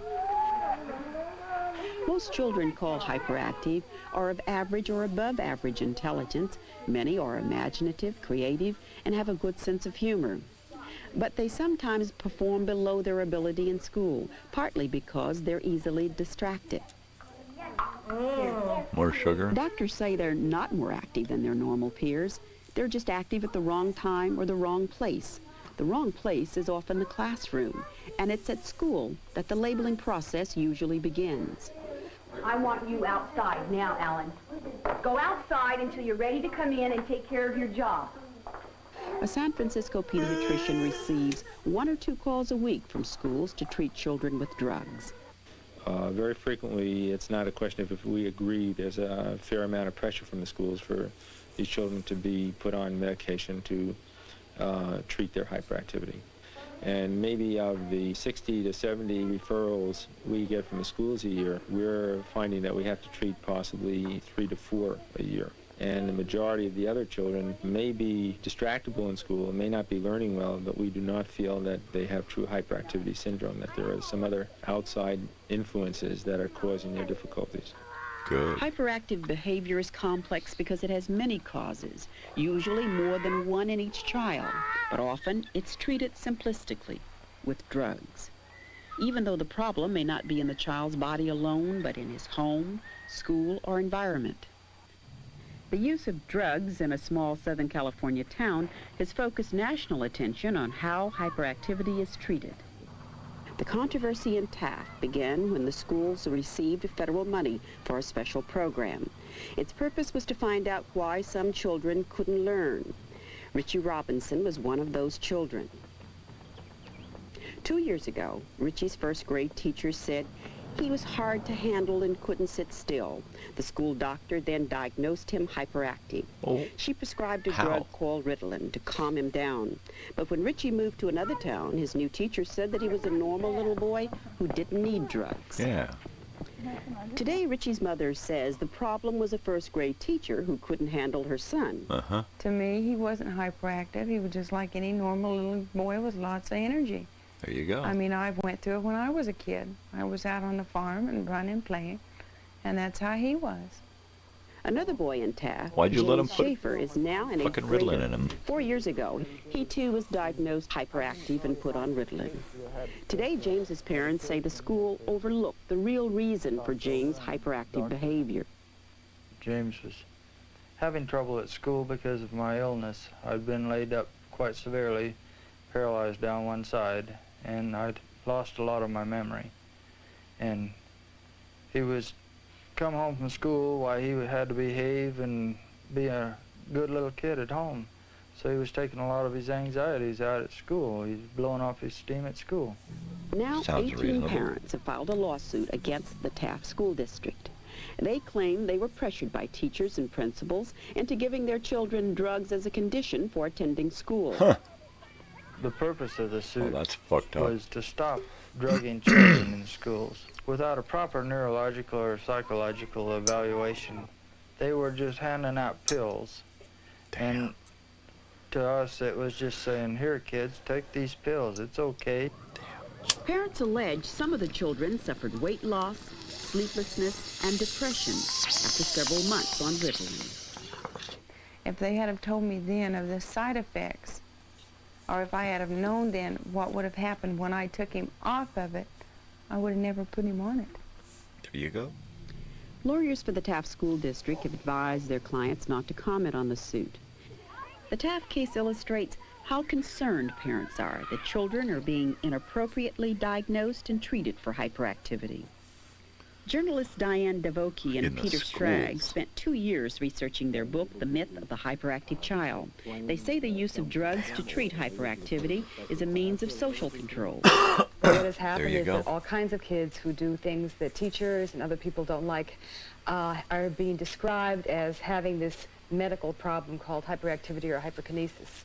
And this is pretty much a way of, rather than saying that they're bad kids or disruptive kids, ornery kids, of saying that they have a medical problem that you can treat medically, which the schools are now seeing as a benign way of treating it, which we don't.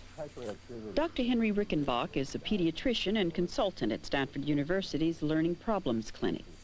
Well, the term hyperactivity, from originally having a fairly narrow description of organically brain-injured children, has become extended so widely that I think most of us are almost afraid to use the term anymore.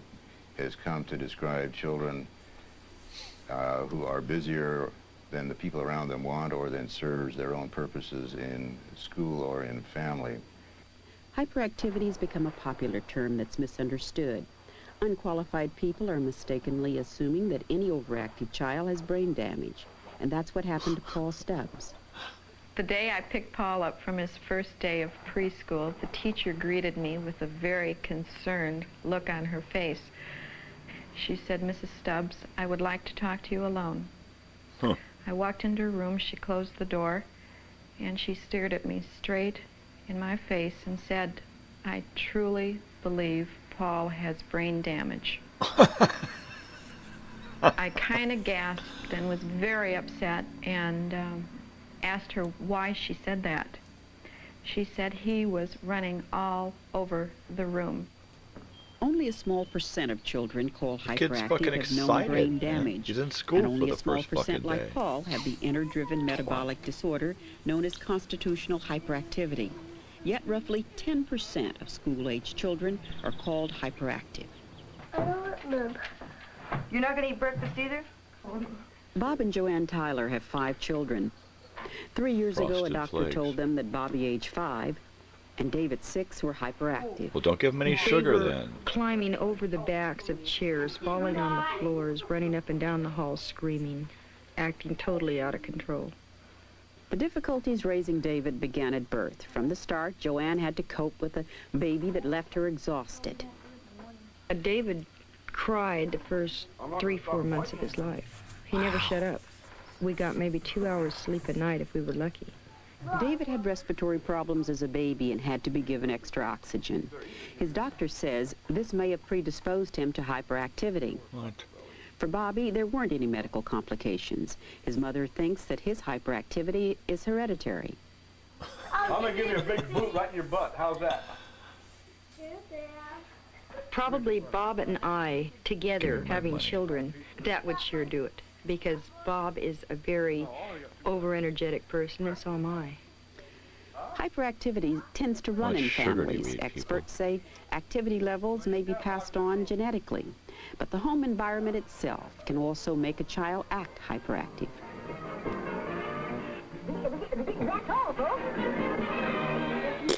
The children's current doctor thinks Bobby is reacting to a rambunctious older brother and a loosely structured home. He doesn't think either child should be on medication. Well, if he can find a new set of parents, send them over. And we'll see how long they last, because I think without the medication, he's going to, 1, be in that hospital a lot of time with the kids, and 2, going to have to find new parents every week. Now quit it. Now knock it off. That's enough. Now knock. One of the main things about this is that it was so hard on the marriage. It came to the point of almost breaking it up. You don't have any time for each other. You're constantly chasing kids, and you don't have any choice in the matter. You have to do it. You gotta drug them. Joanne You gotta resisted drug your putting her kids children because on you can't deal medication with until it. the day they nearly died from inhaling insecticide. At that point in time, doctor at the hospital that treated them in this emergency said, "Why aren't these kids on medication? What's the matter with you?" And I told him I really, really hated the thought of putting my kids on medication, and we'd been trying a lot of different things, diets and all this. And he said, "Why chase a dead horse?" So the kids finally went on the medication. 3 times a day, the children take Ritalin to control their behavior. Drugs like these are the treatment of choice for hyperactive children. Doctors don't know exactly how these stimulant-like drugs work, nor do they know what the long-range effects may be. Bobby did not grow in one period. It was a 6-month period. Guinea pig. He came off Ritalin for 3 months. He went from a size 4 clothing to a size 6. Had he not been checked so closely, he may have gone on with not growing and been a size 4 until he was 8 years old. Stimulant-like drugs can cause growth delay, loss of appetite, depression, and nausea. The doctors don't always The kid is warn parents lost. of side effects, and I'm on my they don't Ritalin always buzz, follow up man. Leave after me alone. prescribing. Ritalin is not recommended for children under 6. Bobby and David have been on it since they were 3 and 4. Take it. Now, come on, be a big boy. If you can't take your pill like a big boy, then you're not a big enough boy to go with Daddy anymore. Yes, I am. Then take your pill. David, do you want Mama? I don't like pills. Do you want Mama to spank you? I don't like pills. Some children don't like taking their medication. It makes them feel they're not in control. It makes them feel different. And children need to feel they're like other children. Because if you don't take the pill, the next time you want me to do something for you, I'm not going to do it. Now, I want you to do this for me, so do it. It got to the point, and I think it does with most parents, whether they admit it or not. To make her life easier. That That's you what they said. resent that kid so much because he takes so much out of you that you don't know what to do. And it's hard to say, boy, I don't like that kid or I hate that kid. But I think it's a natural feeling. You do. If something keeps going long enough and tries your patience hard enough, you do. You still love them, but it's a love-hate. So you drug them. When I'm sick. I'm totally conflicted on this. Thank you.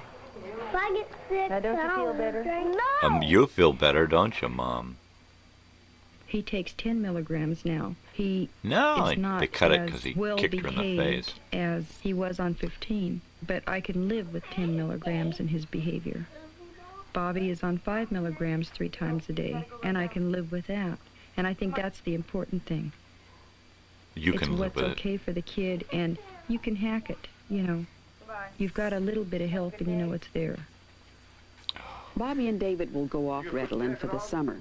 Their new doctor would like to keep them off. He's recommended parental guidance instead of medication. Thank you. Don't let all them girls chase you out of school either. Drugs are often the only treatment for hyperactive children, even though studies show they're ineffective alone. Dr. Leon Ettinger, hyperactivity expert. If the child needs tutoring, drugs aren't going to teach him. He's got to be tutored. If the family need help in handling the child, they're going to need some psychiatric or family counseling. If the child is having a lot of problems interpersonally, he may need either individual or group therapy. If he's got some real problems that you need to stop quickly, behavior modifications may be used, but you treat the whole child. I would reject completely the idea that drugs will do the whole job and that one should rely on them alone. This I would object to violently. So what was Until his first recently, line? little research was done on what caused hyperactivity. Historically, it's been treated primarily with drugs. In the 1930s, doctors discovered that amphetamines had a calming effect on brain-injured children who were hyperactive. By the early 70s, stimulant-like drugs were being widely promoted in pediatric journals to treat behavior problems not related to brain injury. The message was minimal brain dysfunction. The MBD child was assumed to have something subtly, unexplainably wrong with his central nervous system.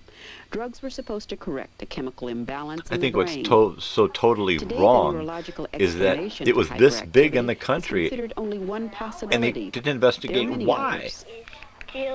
So many kids need Ritalin. Let's find out why. Let's not just put them all on Ritalin. Isn't Sure, on medication maybe. anymore. Today he's doing well in But- his second grade class.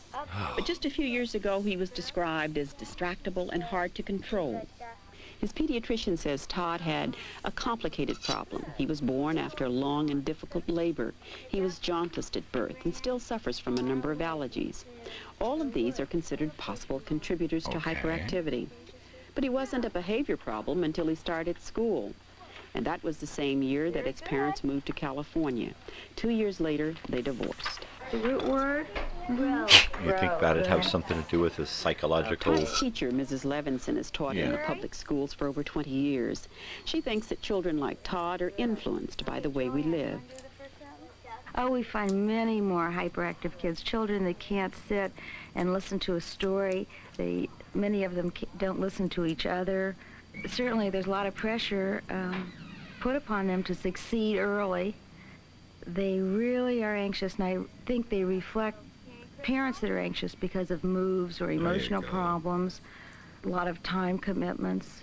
Things just aren't relaxed and calm like they used to be. Todd's pediatrician, Dr. Sheldon Gross, agrees. Again, this is another family that is involved in our mobile society. This was a family where the father was working extremely hard. He had long hours, late hours, wasn't home much of the time. His wife had to do most of the rearing. So you can see that this particular case brings in the emotional and environmental and actually physical findings in a child with true hyperactivity. And he, in fact, had a good response to medical management with drugs. Show it to... No, you could... He could kill that thing. Todd was one of the few children that Dr. Gross has treated with medication. His mother says it did some good. It helped Todd experience what it felt like to be calm. But she didn't like the effect Ritalin had on him. When I looked at Todd, I didn't see Todd. There was nothing left of Todd when he was under the influence of Ritalin. There you go. He was a completely different little boy. He was like little Lord Fauntleroy, just sat there, looked around. Well, that's fine, except that's not my son. Hi, honey. How are you? I brought both of them home. You brought both your hats home today. Boy, you're really getting good. And can you deliver blood for... Can I deliver blood? Yeah. We need all of our own blood. We need all of our own blood. After Todd went on to medicine and we found one that, Cigarettes. that we were comfortable with, Todd himself noticed that he was behaving better. He wasn't getting in trouble in kindergarten or nursery school as often as he was before, and he was coping better. And every morning he would remind me to give him his good boy pill. That's what he called it, was his good boy pill, because he knew he was a better behaved child. So I didn't like that, because I wanted him to learn, and I talked to him, and I wanted him to learn that it's him, from inside he has to learn to cope with himself, and that the medicine is an aid. There you go. Not a crutch. Good, Mom. And that eventually he was not going to be taking the pill, but we were going to expect him to behave himself anyway. And that when he started calling it his good boy pill, it occurred to me that he wasn't going to ever try to do it by himself, that he thought the medicine was everything. So at that point, we started working with the fact that he could do it himself if he really tried. Todd has been off medication for more than 6 months. His life is stabilized. He has a supportive, structured environment at school and now at home, too. He's still an emotional, restless child, but his mother thinks that's just his nature. There you go. Society says that these children are hyperactive. I just think that they're more active than some children. Hyperactive sounds like a disease. And I don't They make think everything my sound little like boy a laughs disease. easier or cries easier or sits less amount of minutes in a row altogether makes him ill. You know, I just think that he's a little bit more high-strung, a little bit more emotional than some other children are. There you go. To me, he's a 7-year-old boy that has to learn. It's going to be a little harder for him to learn to be in a peg. If physicians would look at the total picture, we would probably be giving less drugs to our so-called hyperactive kids and looking into many of the other factors that are producing the syndrome. Hey. When Scott Bauer was having trouble in school a few years ago, his doctor and teacher wanted to put him on drugs, but his mother found out about a special diet and tried that instead. For a year and a half now, the Bauers have been on a diet that eliminates food with artificial colors, flavors, or preservatives. The theory is these substances trigger a chemical reaction causing behavior problems in people with a certain genetic profile. Phyllis Bauer says the diet is easy and inexpensive to prepare, and she says it's changed Scott's personality. Scott! Come here!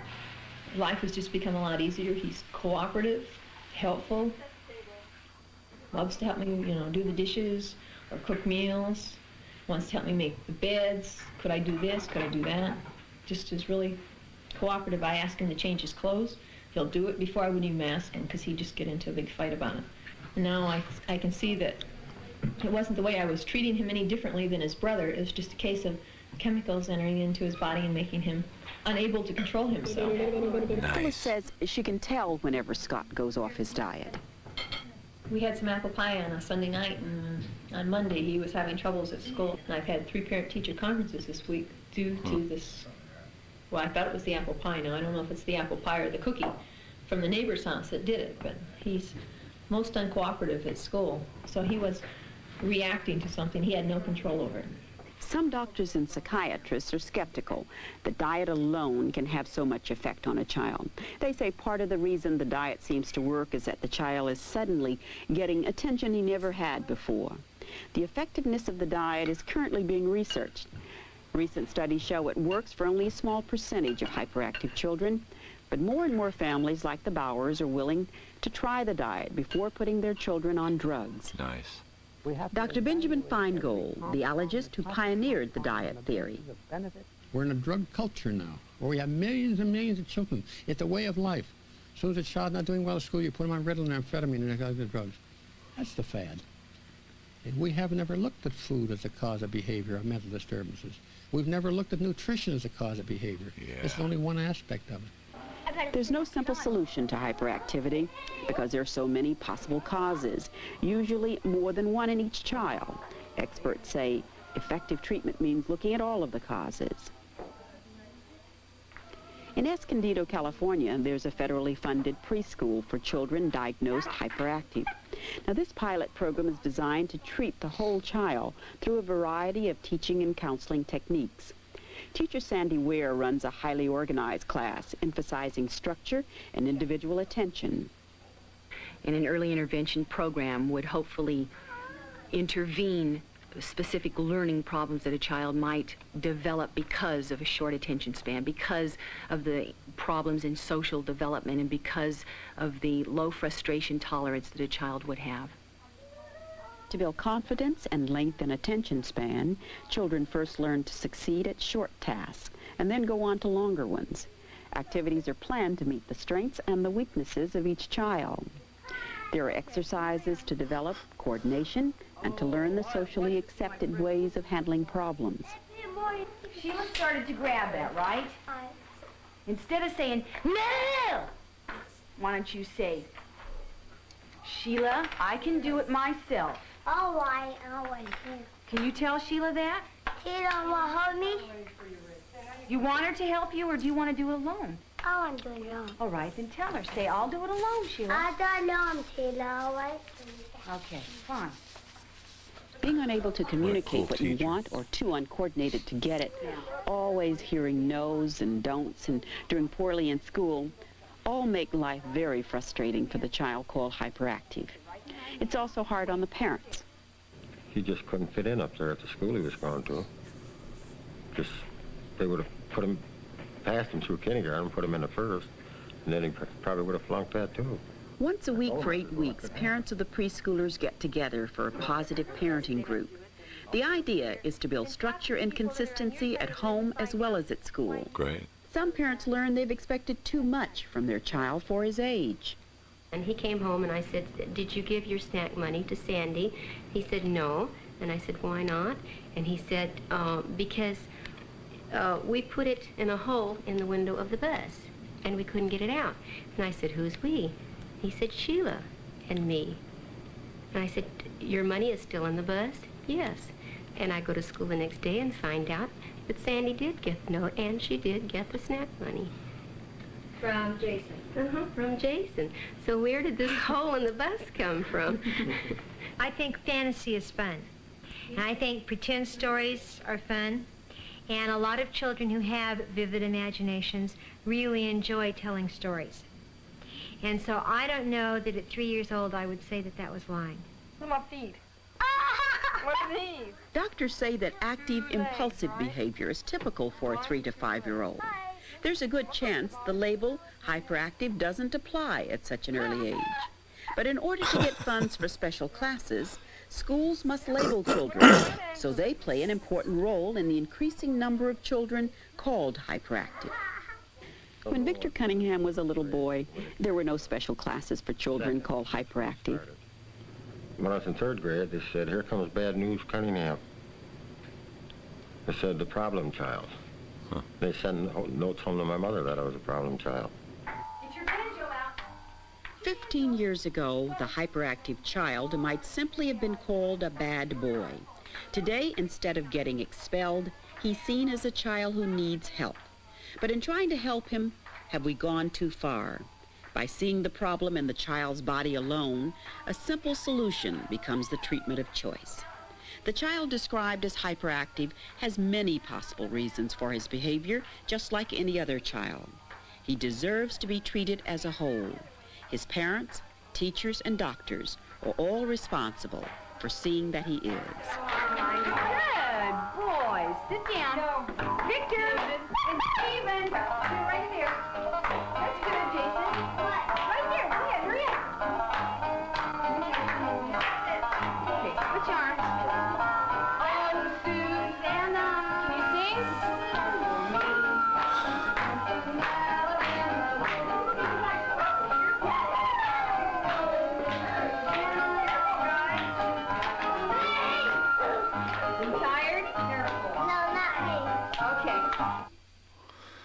Well, there we go. That actually reminds me a lot of my own childhood. I was kind of a bit of a troublemaker. I was different, but I was different for different reasons. I wasn't hyperactive. I was underactive. I was more of a depressed child. I didn't want to do anything with anyone, so it was hard for me to get into school activities and hanging out with kids, playing. making friends.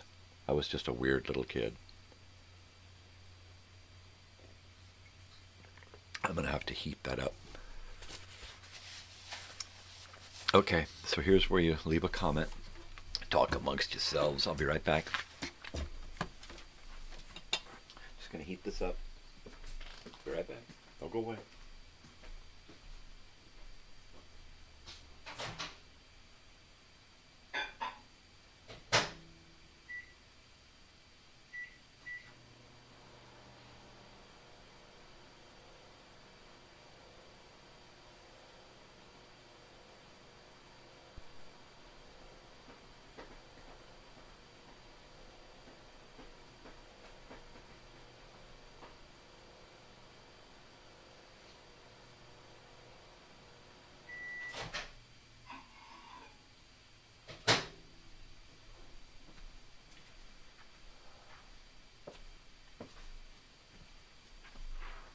So, the very first school that I went to as a child was a special school.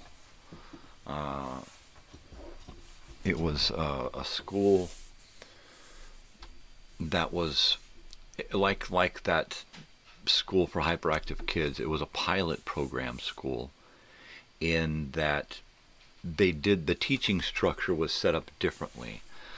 Instead of a classroom and a series of classrooms around a playground and that kind of thing, it all took place indoors, and there were rooms adjoining a central hub. The central hub was a large room that on the floor of this large room, circular room, it had the paths of a little city drawn out on the floor, and you could take these little tricycles and bicycles with what do you call them, training wheels, and these little cool little four-wheeler cars and stuff, and you could take them and pedal them around, but you had to obey the street signs and the laws and everything, so you had to understand everything before you could go out there and play. There was also an upper level that went all the way around that was kind of a balcony, and there were these rooms off of this central hub that were not enclosed by doors. They were just these kind of open passageways that went into this. And this was a school in Pasadena, and I remember coming out of the canyon where we lived in Sierra Madre and being dropped off at this weird little school, and it was just this funny little building, and I think the building had been something else before they converted it into this school for young children. And what they did is they took a couple of different ages of kids and taught them around a large table, and we would sit around this large table and do schoolwork and talk to each other and help each other. Everybody was responsible for bringing in one piece of fruit, so that at snack time, the teacher or teacher's aide will have created all of this fruit salad, right, and have divided it up in portions so that now we all sit and we eat together, and then we go play together, and then we nap together. And it was pretty much a school designed, which is what I've always wanted, was a school designed to teach kids how to get along and how to care for each other and love each other and nurture each other and stuff first, before we get into all of the hardcore basics, because we were learning reading and writing and arithmetic and that kind of stuff, but mostly we were learning that as a part of how to get along with each other. And that's what was really, really neat about that particular school. And that last school on the show kind of reminded me of that. You don't find a lot of teachers like that anymore. even at the young age. What's up, Sam? Even in the young grades, you don't find a lot of really, really nice, honestly nice and caring teachers who will sit and take the time to talk to a kid who's struggling, you know. And on occasion, I would get a teacher like that. And for the most part, I would worry the hell out of them because they could not understand me or what I was going through or my lifestyle, especially my lifestyle. Well, where do you live? We live in a car. A car, yeah, they call it a motorhome. Oh, okay. And where do you live in this motorhome? Down the street, and then over there sometimes, and then sometimes over there, and they're like, okay, right? And so sometimes we would leave because the teachers would call my parents in, and they're like, what the hell is going on in this kid's lifestyle, right? And we would just have to pick up and move, you know, lest the authorities come and, you know, take all of the kids away because of the struggles of one, you know, and I was usually the one. So, yeah, there were a lot of times when I just wasn't in school. I was with my father, wherever he was and whatever he was doing, he would just take me along with him, you know. So I would spend a lot of time at Pasadena City College, in the libraries, in the vehicle, walking around the campus, University, California, San Diego. I spent many days hanging out on that campus, in the audio-video department, on sound sets, in the prop department, in the big giant library that's a big giant cube set on a point, right? Simon & Simon, if you watch the opening of Simon & Simon, that library there at the university. I used to hang out there a lot. But when I was at school, I really struggled to get along with the teachers. The struggle was not only mine, but it was the teachers.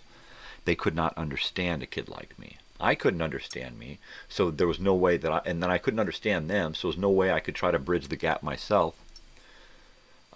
And as soon as I get any resistance from them, I'm like, fuck you, and I would just withdraw, and I wouldn't want to have anything to do with them anymore. And they couldn't figure out how they could why they couldn't get through to me, right? It's because I had turned them off. They had already proven themselves disrespectful and discourteous to a child, right? And it was like, you know what, I'm done with you. And I would just turn people off. And then I would ignore them, and I would never see them again. And they could not stand that. People could not stand the fact that as a child, I could just turn them off. And I had some teachers that would just get enraged at me and get physically abusive on me because I would just ignore them, you know, and they could not take that. That was their world, and how dare I ignore them in their world, their classroom, their this and that. And it's like, you know what, you don't get it, and I can't make you get it, and I'm not going to just keep falling victim to your bullshit. So you know what, I don't see you anymore. So much so that I've been kicked out of classrooms before and ejected to a lower grade until I learn my lesson, right? Rather than figure out what the problem is, they just assume I'm the problem child, and they would get rid of me. And it wasn't that I was hyperactive. It's that I was different and sad and depressed and worried and anxious because I never knew when things were going to change. I never knew. I couldn't dare make a friend because I didn't know when we were going to pick up and be gone. So why would I invest any time and energy into breaking my own heart in a couple of weeks or a month, right? That's ridiculous. So I just would withdraw. I would go to school and I would be quiet and I wouldn't answer questions. I would just be there because that's where I was supposed to be. I'll meet you halfway. Look, if this is where I'm supposed to be, fine. I'll be there, but that's as much as I'm going to do. You know, I ain't going to do all that fucking bullshit you want from me. No, I don't want to do it. No, I'm here. Look, I went to fucking school. All right? That's enough. I don't have to do all this stupid homework and all these stupid lessons and shit. And so I just wouldn't. And a lot of schools that we went to, I would just be that kid. You know? And to the teachers, I would just be that kid, so much so that they would just ignore me. They're not even going to try to get through to me. So they would just ignore me. And I loved it when they would just ignore me, because then usually the kids would ignore me too. If the teacher fucked with me, then the kids felt it appropriate to fuck with me also, right? So I was just, please just ignore me. Please just don't see me, right? Just let me sit over there, and I would wear my hair long, pull it down in front of my face, wear a hoodie, anything I could to keep my eyes down low so that I didn't see anyone. And they would refer to me as a little psycho, a little crazy kid, a little Charles Manson, you know. That's how they saw me. Because nobody would take the time to see if there was a kid in there, if there was a real, actual, live little kid. You know, I'm looking at my dog here. He's like, yeah, no kidding. No, there was, you know, a handful of teachers. There was a Mrs. Brown. I had 3 Mrs. Browns before the 6th grade, before the 5th grade, because we moved around so much. There was a Mrs. Brown that was halfway decent to me, but I stole a pair of scissors from her class, so she didn't like me anymore. At least that's the way I felt, because I felt guilty for having stolen a pair of scissors. And there was a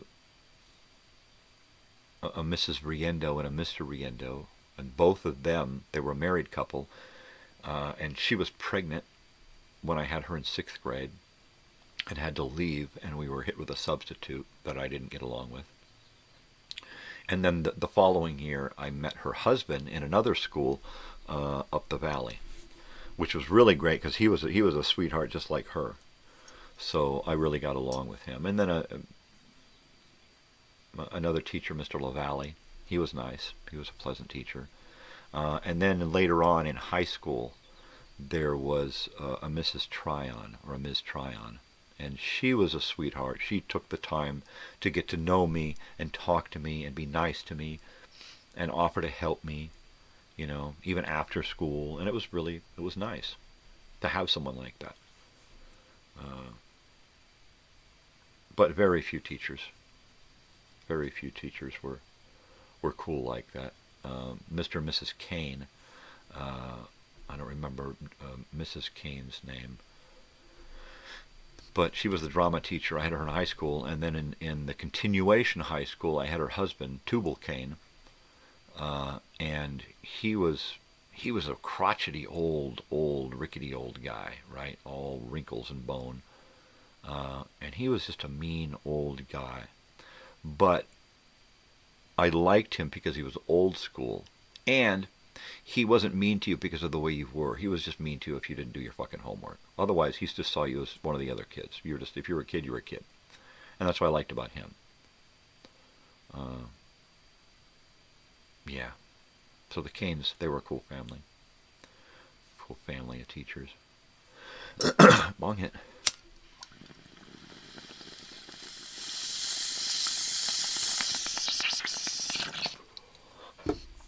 Yeah, baby. So what's going on this week? Tomorrow, we are going to discuss the TV show Cheers.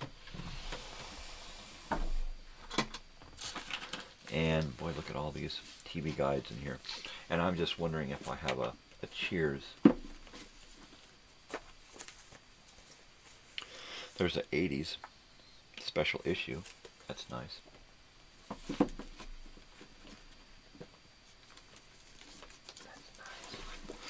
That's nice. 200th issue. Yeah, I'm not seeing a Cheers. But then again, you never know. Here's Elvis, Fall Preview, Star Trek. Anyway, there you go. There you go. There was another row to look through, but I wasn't up for it. Let's see. Tomorrow we're going to talk about Cheers. and we're going to look at some more TV Guide stuff. Tonight's movie, 4 o'clock movie, is Three Little Kittens. So check it out. On Wednesday, we're going to listen to Dick Tracy. And, yeah, there's a 4 o'clock movie every day of the week, so check it out. 5 days a week. Thursday should be a lot of fun. I'm going to take this here speaker. It is an actual drive-in speaker that my friend's daughter got for me. And we are going to clean it up. We are going to clean it and polish it and make it look like new again. And then we are going to make it work as a speaker. And once we get it working as a speaker, then we are going to take it and we're going to turn it into a Bluetooth receiver. Somehow, some way, I'm going to find the correct device to take apart and reinstall inside of this machine. So I can take this, hang it in the window or in my van, and turn it on and listen to a movie that I'm watching in the van. Right? So that's kind of my goal, is that I can or go to the drive-in and Bluetooth my phone with the correct radio station playing so we can listen to the drive-in through the speaker. That should be really, really bitchin'. So Thursday, we're going to do that. We're going to dismantle that thing. We're going to figure out how to clean it. And I'll try to do a little research and gathering of a few things. I don't want to disturb the finish on it. I just want to clean it and polish it. So I'm going to have to get some kind of polisher. I do have a Dremel with a polishing thing on it. So that might actually do it. Use some kind of solvent, mineral oil or something, baby oil, and just soak it down with mineral oil and use a little buffer wheel and polish it up. Because it's aluminum, it's not going to rust, right? It's like die-cast aluminum, so it's not going to rust. It doesn't have any rust on it. It's just got corrosion on it. So I just want to clean it up really, really good in its pieces, and then figure out how to get into it some kind of Bluetooth device. I don't know. But that's the plan, Stan. I don't want to have any cables hanging off of it, so what I'll probably do is I'll put in a 3.5 jack in the back so that it can become accessorized. I can just plug it into something, or rather plug something into it, or Bluetooth it. I would love to have some other functionality. It would be great if it was a radio. If it was a radio, that'd be perfect, because I could just tune it to the station where the drive-in stuff is coming in. It's got to have some kind of USB on it. So it's going to take some shoehorning to get that thing in there. But I think I got plenty of room to do it. So part 1 on Thursday is dismantling that thing, cleaning it up, and then making some kind of plan as to what I'm going to put into it. The old speaker is shot, so I definitely want to get a nice speaker in there. I don't want necessarily one of the little tiny Bluetooth speakers, but because I want it to be YouTube or USB chargeable, it more than likely will have a small speaker and something low voltage so that it can run off of the USB batteries and all of that. Because I want it to be self-contained. So you can plug it in just like a Bluetooth stereo receiver, or use it on battery power. So I'm going to have to kind of find the right unit, something that I can butcher to put in this thing. Yeah, that should be a lot of fun. So let's think about doing that on Thursday. I'm gonna get a couple of more things together. You know what? Tomorrow's gonna be fun because we just get to talk about Cheers, and I get to tell you about the first time I remember seeing the show and hearing the theme, and that'll be neat. Let me write that down. Cheers. First time seeing.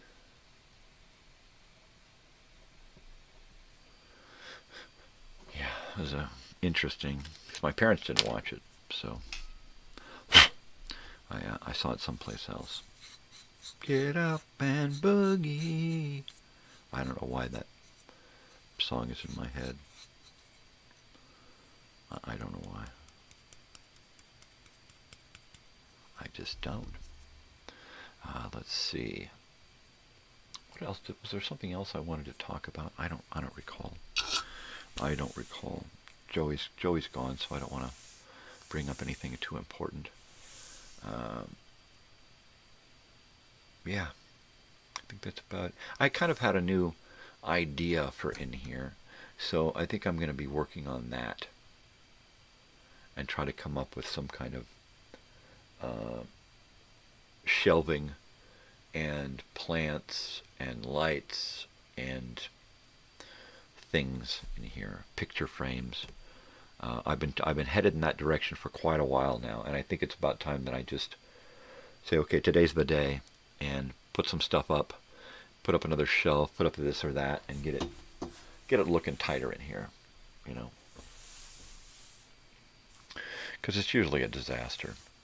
It's usually just a friggin' disaster, and I have to do the desk soon because Thursday I'm going to be working on that thing here, and I want to be able to put the camera on it, and I may even give us a YouTube, or rather a USB camera running into it. All right, last bong hit of the morning.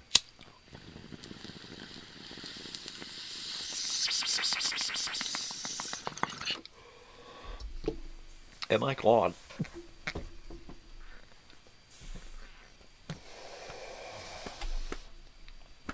Please do not disturb.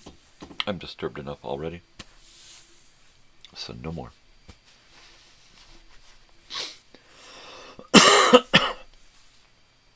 Let's see. Yep. I can't think of anything else important. And oh, here we go. That's what I should do. I'll hang out for another minute. And on the comments here, I will go ahead and post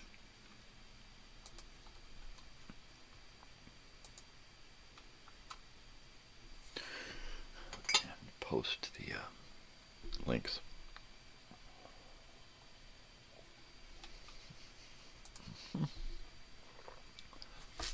Get up and boogie. Yeah.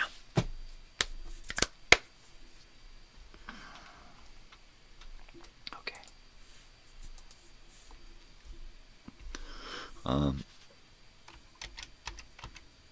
Frankie Lane.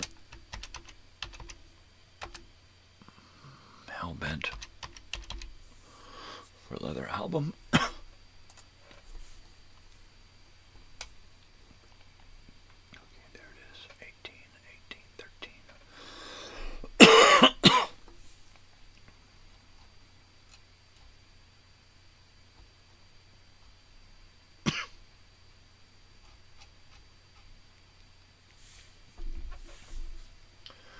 How many? 2, 4, 6, 8, 10, 12. So it's got 12. So let's just go with the one that's got 12. And there we go. 1961. Copy. Copy, copy, bo poppy, banana fan of bo poppy, me, my, mo, my, be. Copy. Anybody do the name game out there? I love the name game. It's so casual. Anyway, so I'm going to run just a hair late this morning so that I can put these links on in this. And let's paste this here and post and hell bent for leather 1961 full album Frankie Lane. There we go. There's that one. Okay. And let's see if we can find what you call it. Corvette Summer. Corvette Summer. Full movie. Full movie, 1978. There we go. Buy or rent. Buy or rent. Corvette Summer. Full movie.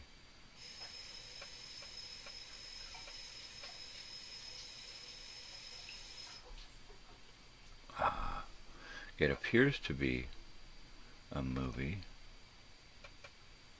but maybe not. It's probably got some weird shit in it.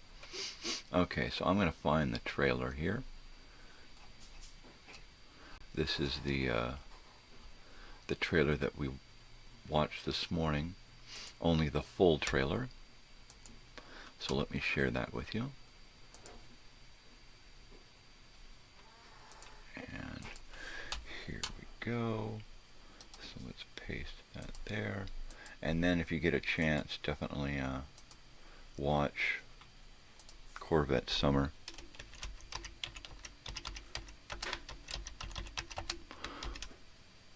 $1978 movie trailer. Yeah. There we go. Alright, check that out. Check it out, man. Check it out.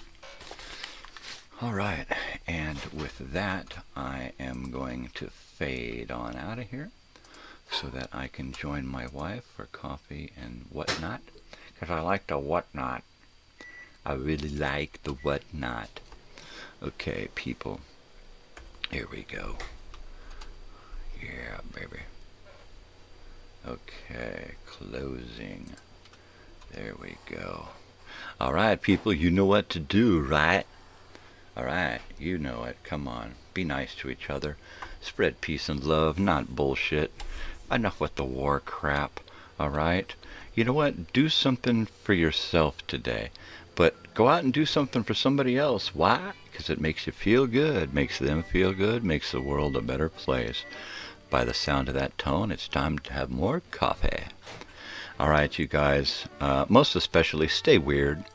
Because if you ain't weird, ain't nobody going to be weird for you. You know what's weird today?